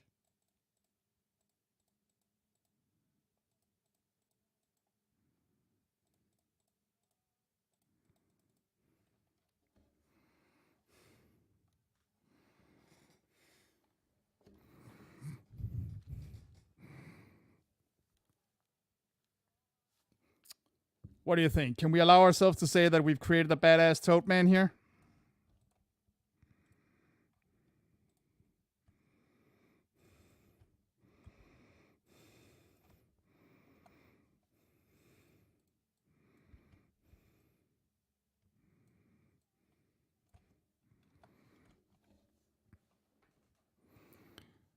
I feel like this is definitely a case where if you played the game and it was like this, you'd be a lot more intimidated than you are the little dude who like shimmies a bit.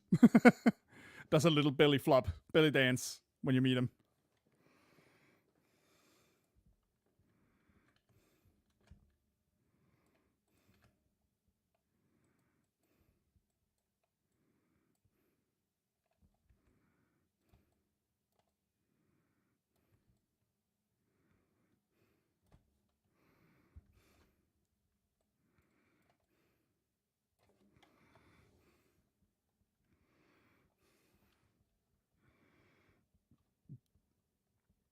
Come on. Come on. Yeah, let's say it's done. That took about 3 hours, as I said.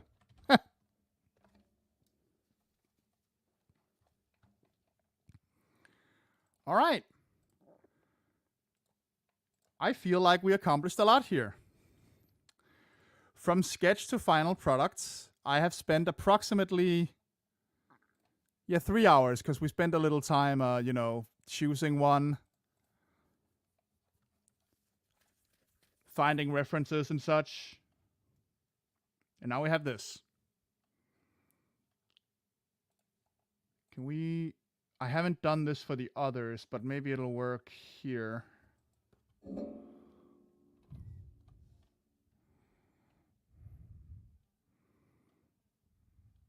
Let's do that.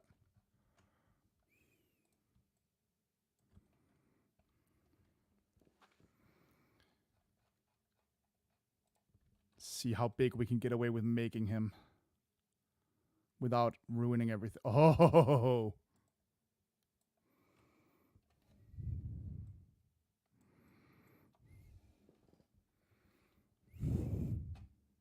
Oh wait, no. Now I might have fucked up the rain though.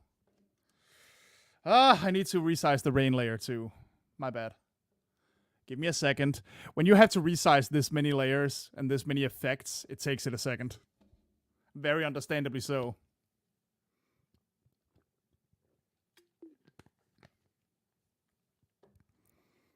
So we gotta go back, then resize the rain along with him. Yeah, there we go.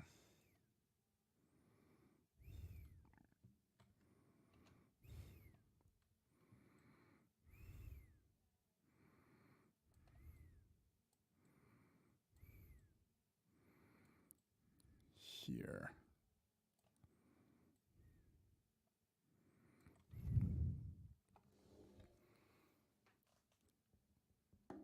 All right. That'll do it. Now I'm done. Now I'm really done. Thank you so much for watching. This was super fun. I'm glad you liked the idea for the challenge. Whoops. Sorry. Did not mean to put this on screen. Like I've said, I won't stream everything I make for each video. So when a video inevitably shows up that is like, let's make lame characters cool, this will only be one drawing out of maybe 2 or 3. Maybe I'll stream another one. I want there to be a surprise even for the people that show up in streams, you know? Does that make sense? Like, even if you were at the stream, when you watch the video later, you could be like, ooh, what's the character I missed? The rest of the weekend, my weekend is over in like 30 minutes. But yeah, thank you. Yeah. I think that got really good. Let's export him. I've just called the drawing Scary Toad Man. Why not?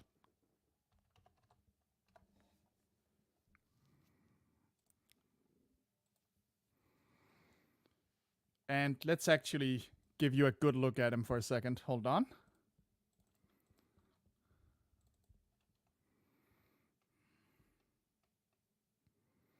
Come on. All right, let's see here. Let's give you guys a slightly better look at him. I don't think it'll be that different, but let's try anyway. Stop screen. Share screen. Window.